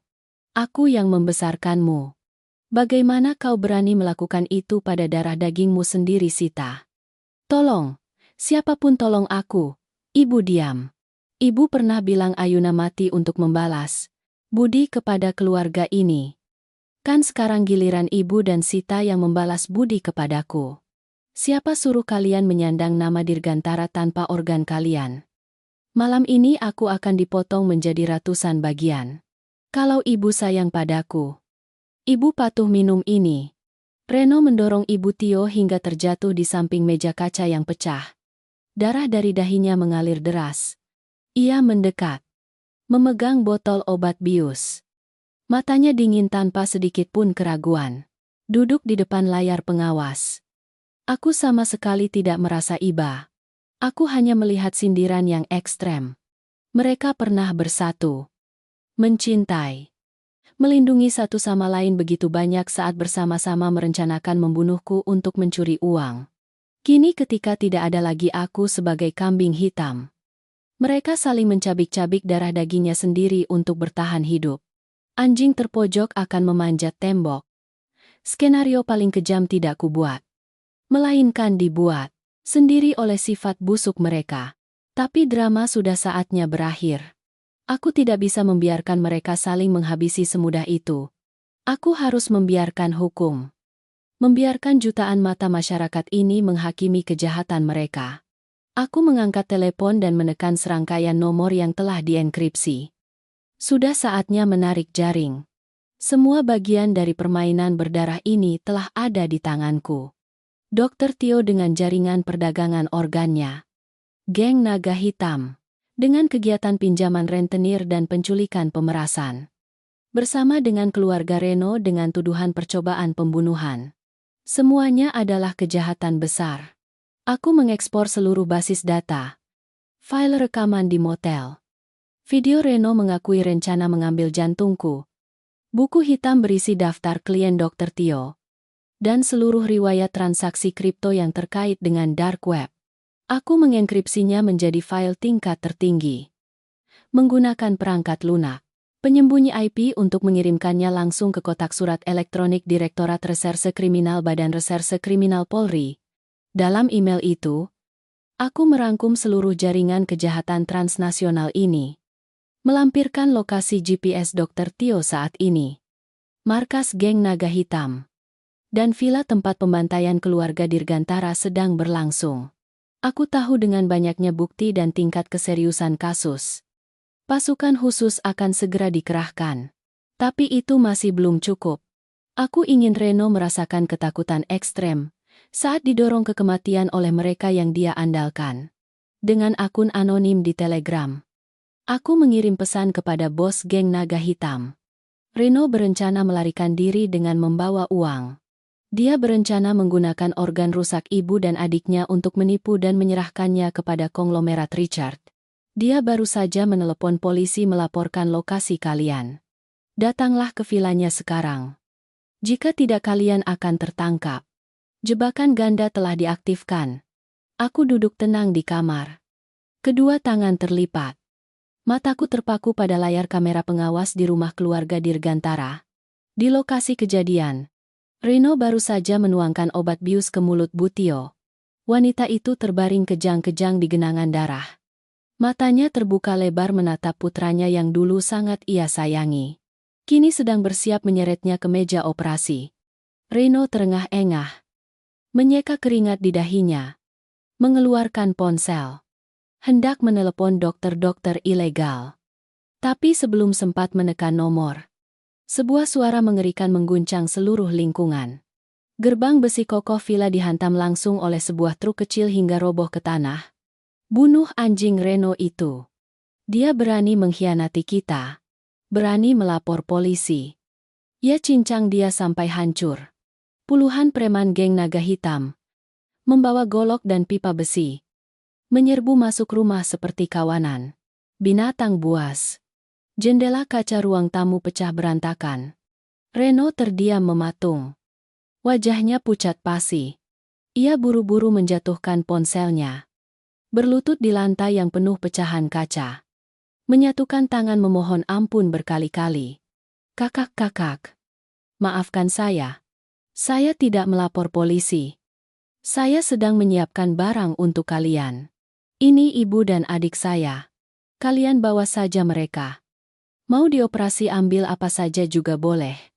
Mohon jangan bunuh saya. Kerendahan hatinya melebihi imajinasi. Siapapun.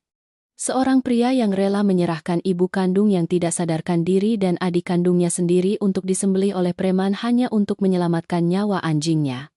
Preman yang memimpin mengaum. Mengayunkan golok mengkilap dan menebas langsung ke bahu Reno. Dia berteriak dengan pilu. Darah menyembur deras. Jatuh tersungkur ke lantai. Meronta-ronta kesakitan. Para preman menyerbu masuk. Hendak menyeret jenazah Sita dan Butio. Tapi tepat pada saat itu, cahaya menyilaukan dari lampu sorot berkekuatan tinggi langsung menyorot ke villa. Mengubah malam menjadi siang. Suara sirine mobil polisi melengking memecah keheningan. Suara yang menusuk telinga dan penuh kekuatan. Semua diam polisi kriminal di sini, letakkan senjata kalian. Peringatan pertama. Siapapun yang melawan akan dilumpuhkan. Puluhan anggota pasukan khusus berseragam anti peluru dan senapan otomatis melompat dari kendaraan lapis. Baha. Memecahkan jendela dan menyerbu dari segala arah. Sinar laser merah menyala dari laras senapan langsung menunjuk ke kepala para preman. Geng naga hitam yang disergap mendadak. Senjata mereka jatuh berhamburan di lantai marmer. Mereka patuh berlutut. Kedua tangan memegangi kepala. Suara borgol baja melilit tangan para penjahat terdengar klik. Klek. Kering dan tegas. Tim forensik dan medis juga segera masuk. Memberikan pertolongan pertama kepada Butio dan Sita, yang tidak sadarkan diri. Sekaligus membalut luka dalam di bahu Reno sebelum memborgolnya. Bersamaan dengan itu, informasi dari jaringan berita Mai melaporkan. Dr. Tio juga telah ditangkap oleh pasukan khusus saat bersembunyi di sebuah klinik ilegal di Jakarta Barat bersama dengan semua barang bukti dan peralatan operasi organ ilegal. Aku bangkit dari kursi malas. Sedikit meregangkan badan. Rasa kaku di otot-otot selama sebulan terakhir akhirnya terlepas. Jaringan kejahatan raksasa yang tampaknya tidak bisa disentuh telah kubangun dengan keserakahan. Mereka sendiri menjadi jaring sempurna yang menangkap semuanya tanpa tersisa. Musuh bebuyutan telah tunduk di bawah laras senjata keadilan.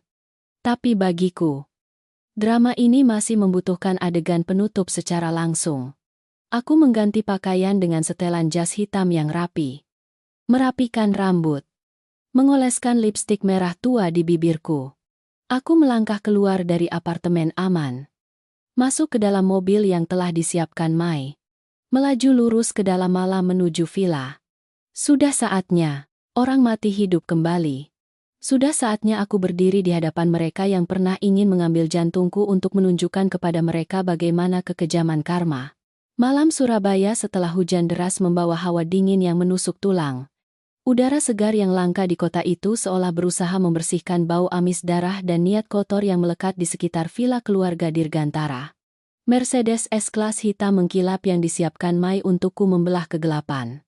Meluncur mulus di jalan basah lurus menuju lokasi kejadian. Duduk di kursi belakang. Aku menatap keluar jendela kaca yang dilapisi film anti panas gelap. Lampu jalan kuning redup melintas cepat. Memantulkan di wajahku ekspresi tenang yang menakutkan. Tidak ada lagi ketakutan. Tidak ada lagi air mata lemah seorang istri yang dikhianati. Juga tidak ada lagi kepanikan orang yang harus melewati tong sampah medis kotor untuk memperjuangkan nyawa. Saat ini, di dadaku, jantung yang pernah dihargai $2 juta itu berdetak irama seorang pemenang. Seorang ratu yang sedang dalam perjalanan menuju tiang gantungan untuk menyaksikan saat-saat penebusan dosa para pemberontak. Mobil perlahan melambat lalu berhenti di depan area villa. Pemandangan di depanku kacau balau dan gemerlap oleh puluhan lampu berkedip biru merah dari mobil polisi, ambulans, dan kendaraan lapis baja pasukan khusus. Seluruh jalan telah diblokir dengan barikade dan pita reflektif kuning. Tetangga sekitar berhamburan keluar, berdiri berdesakan di kedua sisi jalan. Suara bisik-bisik tak henti-hentinya. Mereka menunjuk ke gerbang besi kokoh yang telah roboh dihantam. Truk geng naga hitam meringis karena bau amis darah dan saus ikan yang menyengat dari dalam. Rumah yang dulunya dianggap paling terhormat di lingkungan itu. Tim forensik sedang sibuk mengumpulkan barang bukti di tempat kejadian. Memunguti setiap senjata, golok, pipa besi yang jatuh di genangan darah. Pasukan polisi anti huru-hara yang bersenjata lengkap sedang menggiring satu persatu preman bertato. Diborgol di belakang punggung. Ke dalam mobil tahanan. Melalui walkie-talkie komandan polisi yang bertanggung jawab atas operasi yang telah kuhubungi secara anonim untuk memberikan bukti sebelumnya. Aku tahu semua target utama telah dikendalikan. Jendela mobilku turun setengah. Udara luar masuk membawa bau kehancuran. Dari reruntuhan ruang tamu, sosok-sosok samar mulai diseret keluar. Reno berjalan duluan. Dua polisi kekar memegang lengannya, menyeretnya. Penampilan pria yang dulu anggun dan berpendidikan itu kini lebih menyedihkan dari anjing liar. Pakaiannya robek-robek. Berlumuran darah dari luka tebasan dalam di bahunya yang ditinggalkan oleh para preman. Wajahnya bengkak dan berubah bentuk. Rambutnya lepek oleh keringat dan kotoran. Ia berjalan terhuyung-huyung. Matanya kosong menatap tanah. Mulutnya menggumamkan rintihan tak berarti. Mengikuti di belakangnya adalah Sita. Adik perempuan yang dulunya selalu mengenakan gaun branded. Sita tidak ditebas. Tapi efek samping dari dosis obat bius yang dimasukkan kakaknya sendiri ke mulutnya membuat langkahnya goyah. Ia harus dibantu oleh Polwan untuk berjalan. Terakhir adalah Butio. Ibu mertua yang munafik dengan luka di dahinya yang telah diobati dengan perban putih bersih. Ia tidak bisa berjalan. Harus berbaring di tandu yang didorong oleh petugas medis. Kedua tangannya diborgol erat ke tandu. Aku menarik napas dalam-dalam. Sudah saatnya ujung sepatu hak tinggi hitamku menyentuh jalanan yang basah. Aku keluar dari mobil mewah. Membiarkan jubah hitam rapiku berkibar. Mengibaskan rambut panjangku yang digulung bergelombang ke belakang. Bibirku beroles lipstik merah tua. Berkilau dan tajam seperti sayatan.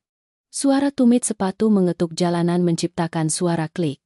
Klik yang teratur dan penuh kekuatan. Memecah bisik-bisik kerumunan. Kepala polisi komando mengenaliku. Dia sedikit mengangguk. Memberi isyarat kepada bawahannya untuk membuka barikade agar aku bisa masuk ke area yang diblokir. Kemunculan seorang wanita dengan aura berkelas. Berpakaian mewah di tengah lokasi berdarah. Segera menarik semua pandangan. Aku melangkah perlahan. Lurus menuju mobil van polisi tempat Reno sedang bersiap untuk dimasukkan. Ketika jarak antara aku dan dia kurang dari 3 meter. Aku berhenti. Melipat tangan. Tatapanku dingin dan angkuh. Menyorot langsung ke wajahnya yang hancur. Seolah merasakan aura membunuh yang familiar. Reno tiba-tiba mengangkat kepalanya. Matanya yang sayu melirik ke sepatu hak tinggi. Ke setelan jas hitam. Dan akhirnya berhenti di wajahku. Ayuna. Ayuna. Akhirnya kau kembali. Aku mencarimu kemana-mana. Kau tahu tidak maafkan aku. Jangan tangkap aku. Reno berteriak melengking. Suara yang keluar pecah, seperti kain sutra yang dirobek. Kedua kakinya lemas. Berlutut di jalanan yang penuh genangan air. Menyeret kedua polisi yang memegang tangannya. Ia mundur. meronta-ronta dengan gila. Berusaha meringkuk ke sisi mobil polisi. Mulutnya terus-menerus menggumamkan namaku seperti orang yang menderita paranoid. Dalam lubuk hati seorang penjahat. Hilangnya diriku secara misterius sebelum operasi. Pengejaran oleh preman. Dan kehancuran cepat keluarganya. Semua itu membuatnya percaya bahwa aku telah mati di suatu tempat kumuh dan kini arwahku kembali untuk menuntut balas. Ia ketakutan hingga celananya basah kuyup. Cairan pesing mengalir deras di jalanan. Mendengar jeritan putranya. Butio yang terbaring di tandu juga berusaha mengangkat kepalanya. Matanya bertemu denganku. Mulutnya ternganga tidak bisa mengeluarkan suara. Seluruh tubuhnya gemetar membuat tandu berderit. Sita meringkuk ketakutan. Dan kehadiranku yang berkuasa di sini. Sikap tenangku di tengah kepungan polisi telah memberikan pukulan telak pada pikiran mereka. Mereka tiba-tiba tersadar. Mereka menyadari bahwa orang yang telah memasang jebakan sempurna ini, orang yang telah meretas sistem dark web, orang yang telah menyewa preman untuk menagih hutang, orang yang telah mengirim bukti kepada aparat penegak hukum, tidak lain adalah Ayuna. Mangsa polos yang dulu kini telah dengan tangannya sendiri menenun jaring, menjebak seluruh kawanan iblis ke dalam perangkap. Aku sedikit menyeringai. Senyum setengah mulut yang penuh sindiran dan penghinaan muncul di wajahku. Aku tidak perlu mengucapkan sepatah kata pun untuk menjelaskan. Mataku menyapu setiap wajah mereka yang menyedihkan. Seperti seorang raja menatap para pemberontak yang menunggu giliran di gilyotine. Ketakutan mereka karena mengira bertemu hantu dengan cepat berubah menjadi keputusasaan yang paling gelap dan dalam. Mereka menyadari bahwa lawan yang pernah mereka remehkan, pernah mereka nilai dengan dolar, dan berencana membedah perutku untuk mengambil organ, justru adalah orang yang memiliki kecerdasan dan kekejaman yang jauh melampaui mereka ratusan ribu kali lipat. Mereka telah memainkan permainan hidup dan mati, dan mereka telah kalah telak. Kalah dengan memalukan. Total. Tanpa ada lagi kesempatan untuk membalikkan keadaan. Langit Surabaya malam ini tidak ada bintang. Hanya kilat sesekali menyambar membelah awan hitam pekat. Di bawah cahaya itu, aku berdiri di sana bersinar dan kejam. Sebuah api neraka membakar habis semua ilusi terakhir keluarga Dirgantara. Aku perlahan melangkah maju. Memecah keheningan. Bersiap mengucapkan vonis terakhir di kepala musuh-musuh bebuyutan yang sedang berlutut di kakiku. Aku perlahan mendekati Reno. Jarak antara aku dan orang yang dulu adalah suamiku kini hanya sejengkal tangan.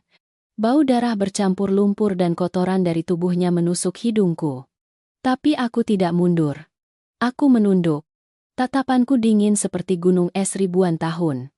Tidak mengandung sedikit pun rasa iba atau simpati. Keangkuhanku saat ini adalah hukuman terberat bagi harga dirinya yang busuk. Reno gemetar menatapku. Ketika menyadari bahwa ia sedang berhadapan dengan manusia berdaging dan bertulang. Seorang Ayuna yang memegang kuasa hidup dan mati. Naluri bertahan hidupnya yang hina kembali bangkit. Ia tidak lagi mengingat rencana membedah dada dan mengambil jantung yang pernah ia susun dengan kejam. Ia hanya tahu berpegang pada apa yang ia kira masih kuhargai. Ikatan suami istri. Ayuna. Ayuna. Ayuna. Aku dipaksa oleh mereka. Dokter Tio itu dan preman dark web menjebakku. Aku punya banyak hutang jadi aku gila. Ayuna. Kita sudah hidup bersama 5 tahun. Aku pernah mencintaimu sungguh-sungguh. Kau bicara saja kepada polisi. Bilang itu hanya salah paham. Maafkan aku. Aku janji akan menjadi sapi perahmu seumur hidup untuk menebus kesalahanku. Aku tahu aku salah. Ayuna. Ia berbicara sambil berusaha merangkak. Kedua tangannya yang berlumuran darah dan lumpur yang diikat ke belakang, berusaha meraih ujung gaunku. Air mata dan ingusnya belepotan. Suaranya merintih. Pilu hingga para polisi yang berdiri di sampingnya pun mengernyitkan dahi jijik. Ayuna. Ibu mohon. Nak, ibu bersujud padamu. Dari tandu. Butio juga berusaha mengangkat lehernya. Berteriak sambil menyela. Nak, Kasihanilah ibu. Ibu pernah memasak sup untukmu. Merawatmu setiap tidur. Maafkan keluarga ini. Nak, Sita masih kecil. Dia belum menikah. Jika dia masuk penjara akan sangat memalukan. Nak, semua ini karena Reno berjudi hingga jadi begini. Ibu sudah tua. Ibu mohon. Berlutut padamu. Kau pukul ibu. Kau maki ibu juga tidak apa-apa. Tapi kau selamatkan Reno. Kau kan bidadari hidup. Ayuna. Bidadari hidup ikatan suami istri. Air mata buaya mereka tidak bisa menggerakkan hatiku walau sesaat. Jijik menyelimuti setiap pembuluh darahku. Aku tertawa. Suara tawaku bergema di tengah ruangan yang kental dengan bau kematian. Tidak gaduh tapi tajam seperti ribuan pecahan kaca yang menusuk gendang telinga mereka. Aku sedikit memiringkan kepala menatap lurus ke mata Reno yang terbuka lebar penuh harapan tipis. Suaraku keluar dengan nada datar dan lambat. Tapi, setiap kata yang keluar membawa beban gunung yang menindih mereka. Bidadari hidup. Katamu ibu. Bukankah di sudut tangga yang gelap malam itu, ibu pernah bilang anggap saja Ayuna mati untuk membalas budi kepada keluarga ini. Sup ginseng yang ibu masak. Ibu pikir aku tidak tahu itu makanan penggemuk untuk mengawetkan organ sebelum disembelih dan kau Reno. Kau bilang kau mencintaiku. Kau bilang kau dipaksa. Lalu siapa yang berdiri di kamar mandi lantai 3? Sambil tertawa mengatakan, memikirkan akan segera lepas dari wanita bodoh itu. Aku merasa lega. Siapa yang telah menilai jantung istrinya yang tidur seranjang dengannya seharga $2 juta dari konglomerat Richard? Siapa yang telah berjanji akan menggunakan uang darahku 50 miliar untuk membelikan villa bagi kekasih simpanannya yang bernama Tari? Setiap kata dariku seperti bor yang menembus tengkorak Reno dan Butio.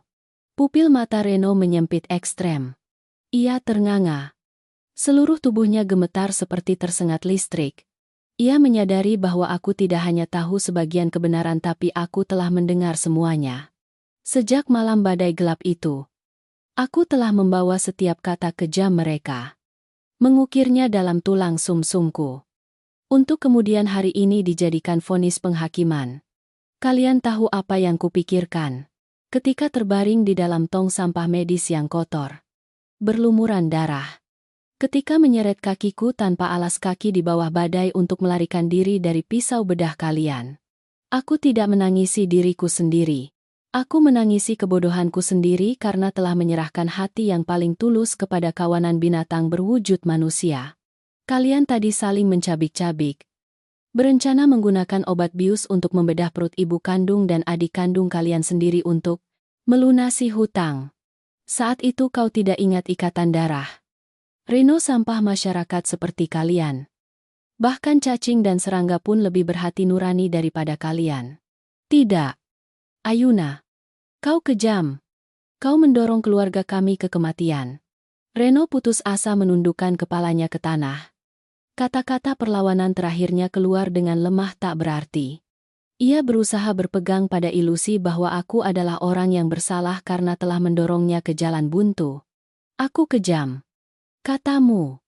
Aku hanya mengembalikan persis apa yang kalian lemparkan padaku. Sertifikat rumah kalian di Pegadaian. 10 miliar milik Sita. Menguap begitu saja. Geng naga hitam datang menagih hutang hingga ke rumah.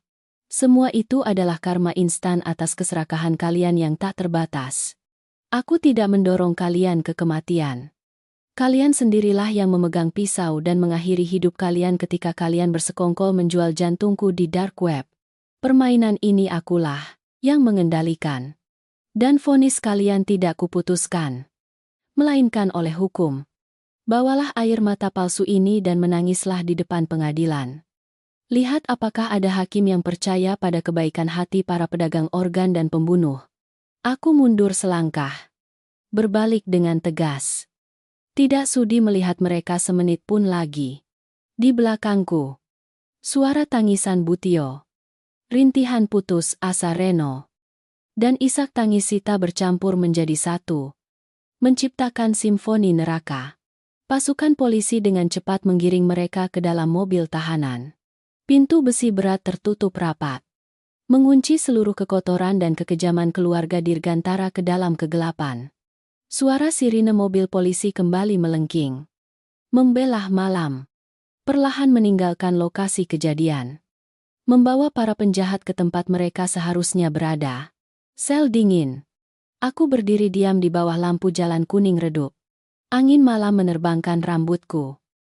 Perasaan ringan dan damai yang aneh menyebar ke seluruh sarafku. Batu raksasa yang menekan dadaku selama sebulan terakhir akhirnya hancur berkeping-keping. Aku mendongak menatap langit malam Surabaya. Hujan telah berhenti total. Awan hitam perlahan menghilang memberi ruang bagi langit yang cerah. Aku tahu mulai besok hidupku akan beralih ke halaman baru. Halaman yang tidak lagi ada bayangan para pengkhianat. Hampir setahun setelah malam mengerikan di villa itu. Sidang pertama kasus jaringan perdagangan organ transnasional dan kejahatan terorganisir dibuka oleh Pengadilan Negeri Kota. Karena sifat kasus yang sangat serius yang melibatkan transaksi di dark web, kejahatan internasional, dan kerahasiaan korban. Sidang diadakan secara tertutup. Aku melangkah ke ruang sidang yang luas sebagai korban dan juga saksi terpenting. Ruangan itu pengap dan megah dengan kursi kayu ek yang kokoh dan lambang negara yang berkilauan tergantung di dinding di belakang kursi hakim ketua. Ketika aku duduk di kursi korban, pintu samping terbuka. Polisi pengadilan menggiring para terdakwa masuk ke kandang terdakwa. Gambaran keluarga Dirgantara dan Dr. Tio muncul di hadapanku. Mereka mengenakan pakaian tahanan bergaris hitam putih yang kebesaran. Kemewahan dan kesopanan yang dulu kini telah dilucuti habis. Dr. Tio, profesor terkemuka itu kini kurus kering. Rambutnya memutih. Matanya cekung tidak berani mengangkat kepala menatap siapapun. Reno, mantan suamiku kurus kering hingga tulang. Berjalan pincang karena luka tebasan preman yang meninggalkan cacat permanen. Tangannya yang terputus jarinya gemetar memegang kandang terdakwa. Bu Tio telah menua 10 tahun. Matanya kosong dan linglung. Sesekali menggumamkan hal-hal yang tidak masuk akal. Sita, adik ipar yang sombong, kini meringkuk. Ketakutan. Seperti anak burung yang tertembak. Berdiri di depan kandang terdakwa berhadapan dengan bukti-bukti kuat yang tak terbantahkan. File rekaman di motel. Buku hitam berisi daftar klien. Transaksi Bitcoin. Dan kesaksian geng naga hitam. Mereka tidak memiliki sedikit pun kesempatan untuk berdalih. Suara tegas hakim ketua bergema. Membacakan putusan terakhir. Setiap hukuman dijatuhkan seperti palu godam yang menghantam jiwa para penjahat. Dr. Tio dijatuhi hukuman mati atas tuduhan perdagangan organ tubuh manusia, pembunuhan berencana, dan penyalahgunaan jabatan dan wewenang. Rino menerima hukuman seumur hidup tanpa pengampunan atas perannya sebagai dalang dalam pembunuhan berencana dengan unsur pemberatan motif rendah serta tuduhan perjudian dan penipuan penggelapan aset. Bu Tio dan Sita sebagai kaki tangan membantu dan menyembunyikan kejahatan masing-masing menerima hukuman 20 tahun dan 15 tahun penjara. Sedangkan geng naga hitam juga menerima hukuman yang setimpal atas tuduhan penculikan untuk mendapatkan harta, penganiayaan berat, dan kegiatan rentenir. Ketika palu hakim diketuk di atas meja dengan suara tok yang nyaring, kaki Rino langsung lemas. Dia tidak berteriak. Hanya ada suara cegukan yang tercekat putus asa. Ia menoleh menatapku. Matanya berisi penyesalan yang terlambat. Tapi aku sudah memalingkan muka. Hukuman hukum telah mengakhiri semua permusuhan. Aku melangkah keluar dari ruang sidang. Mendorong pintu kayu jati yang berat. Sinar matahari pagi Surabaya menerpa mataku dengan menyilaukan tapi sangat hangat. Mei sudah menungguku di bawah tangga entah sejak kapan. Ia tersenyum melambaikan tangan memanggil namaku. Aku menarik napas dalam-dalam. Merasakan udara kebebasan yang murni memenuhi dadaku. Jantungku. Jantung yang pernah dinilai. Pernah dijadikan barang dagangan. Kini berdetak irama yang paling damai dan kuat. Orang sering mengatakan balas dendam terkejam adalah balas dendam. Tapi ketika semuanya sudah jelas, aku menyadari bahwa tingkat tertinggi balas dendam Justru adalah melepaskan. Aku melepaskan bukan karena aku telah memaafkan mereka yang pernah tega membedah dadaku di malam yang dingin itu. Tidak. Kejahatan mereka telah dihakimi oleh hukum dan hukuman hati nurani di balik 4 dinding penjara. Aku melepaskan adalah untuk membebaskan jiwaku sendiri. Untuk membersihkan semua abu dari hubungan yang busuk. Mengembalikan ke jiwa sebidang tanah bersih untuk menanamkan kedamaian baru. Masa lalu pernah menjadi pisau tajam. Adalah tong sampah medis yang berbau busuk tempat aku pernah meringkuk bersembunyi. Tapi kini itu hanya bekas luka samar. Sebuah bukti kebanggaan bahwa aku pernah hancur berkeping-keping, tapi juga telah dengan tanganku sendiri mengumpulkan setiap kepingan untuk terlahir kembali. Melihat diriku setahun yang lalu. Berwujud seperti ngengat yang buta. Gadis Ayuna itu pernah berpikir bahwa langit di atas kepalanya telah runtuh ketika mendengar suaminya menderita penyakit parah. Dia dengan polos percaya bahwa cinta adalah pengabdian tanpa menyisakan sedikit pun untuk diri sendiri. Bahkan menyerahkan seluruh tubuh. Sebagian organnya di meja operasi untuk mendapatkan senyum pria yang ia sebut suami. Aku pernah menjadi gambaran khas dari banyak wanita Asia yang terikat oleh kata pengorbanan. Menganggap melelahkan diri untuk keluarga adalah tolok ukur kebajikan. Tapi kemudian kebenaran telanjang, memberiku tamparan keras. Aku menyadari bahwa cinta yang kuagung-agungkan hanyalah topeng sempurna dalam jebakan mematikan. Mereka tidak menghargai pengorbananku. Mereka hanya melihatku sebagai tambang emas. Gudang organ berjalan untuk menyelesaikan tumpukan hutang yang lahir dari keserakahan tak terbatas. Perjalanan dari seorang istri yang lemah yang hanya bisa menangis berlutut di hadapan dokter menjadi seorang wanita baja yang dengan tangannya sendiri mendorong musuh bebuyutan ke dalam penjara bukanlah keajaiban yang turun dari langit. Itu adalah darah. Adalah air mata. Adalah gigi yang terkatup menahan rasa sakit hingga bibir berdarah saat harus merangkak di bawah badai hujan. Kemunduran tidak lahir untuk menghancurkan kita. Kemunduran lahir untuk menguji seberapa hebat kekuatan manusia. Malam itulah, ketika aku terpojok di ambang kematian, yang membakar habis kepolosan dan kebodohan dalam diriku. Aku ditempa menjadi Ayuna yang berani, tangguh, dan tajam hari ini. Seperti burung phoenix yang harus melewati api yang membakar peri baru bisa bangkit dari lumpur. Melebarkan sayapnya yang paling cemerlang dan terbang tinggi ke langit. Dari kisah darah dan perjuangan hidup matiku sendiri, aku ingin menyampaikan kepada siapapun yang mendengarkan, terutama para wanita, pelajaran hidup yang paling mendalam. Kita, para wanita, dilahirkan dengan hati yang baik, lembut, dan merindukan perlindungan. Tapi mohon jangan pernah menyerahkan seluruh hidup, nyawa, dan kebahagiaanmu sepenuhnya kepada seorang pria atau keluarga manapun selain dirimu sendiri. Pernikahan adalah sebuah perjalanan kereta. Orang bisa membeli tiket naik kereta bersamamu, memberikanmu janji manis, tapi juga bisa tidak sengaja atau sengaja mendorongmu ke jurang di tengah perjalanan. Ketika mereka berbalik, jika kamu tidak tahu cara mengemudi sendiri, tidak ada pelampung penyelamat yang disiapkan, keretamu akan hancur berkeping-keping di dasar samudra. Pelajaran paling berharga yang kutukar dengan nyawaku sendiri adalah jangan pernah mengkultuskan pengorbanan. Mencintai seseorang bukan berarti kamu harus menghapus batasan dirimu. Bukan berarti kamu harus memenuhi setiap tuntutan yang tidak masuk akal. Orang yang benar-benar mencintaimu tidak akan pernah mendorongmu ke dalam bahaya. Tidak akan pernah menuntutmu untuk memotong daging dan darah demi mereka. Toleransi tanpa batas akan secara tidak sengaja menciptakan iblis. Keserakahan Reno. Kekejaman ibu mertuaku sebagian juga dipupuk oleh penyerahan diri dan kebutaanku selama 5 tahun terakhir. Ingatlah bahwa kamu hanya bisa mencintai orang lain dengan benar jika kamu tahu cara mencintai dan melindungi dirimu sendiri terlebih dahulu. Tubuh ini diberikan oleh orang tua. Nyawa ini adalah milikmu sendiri.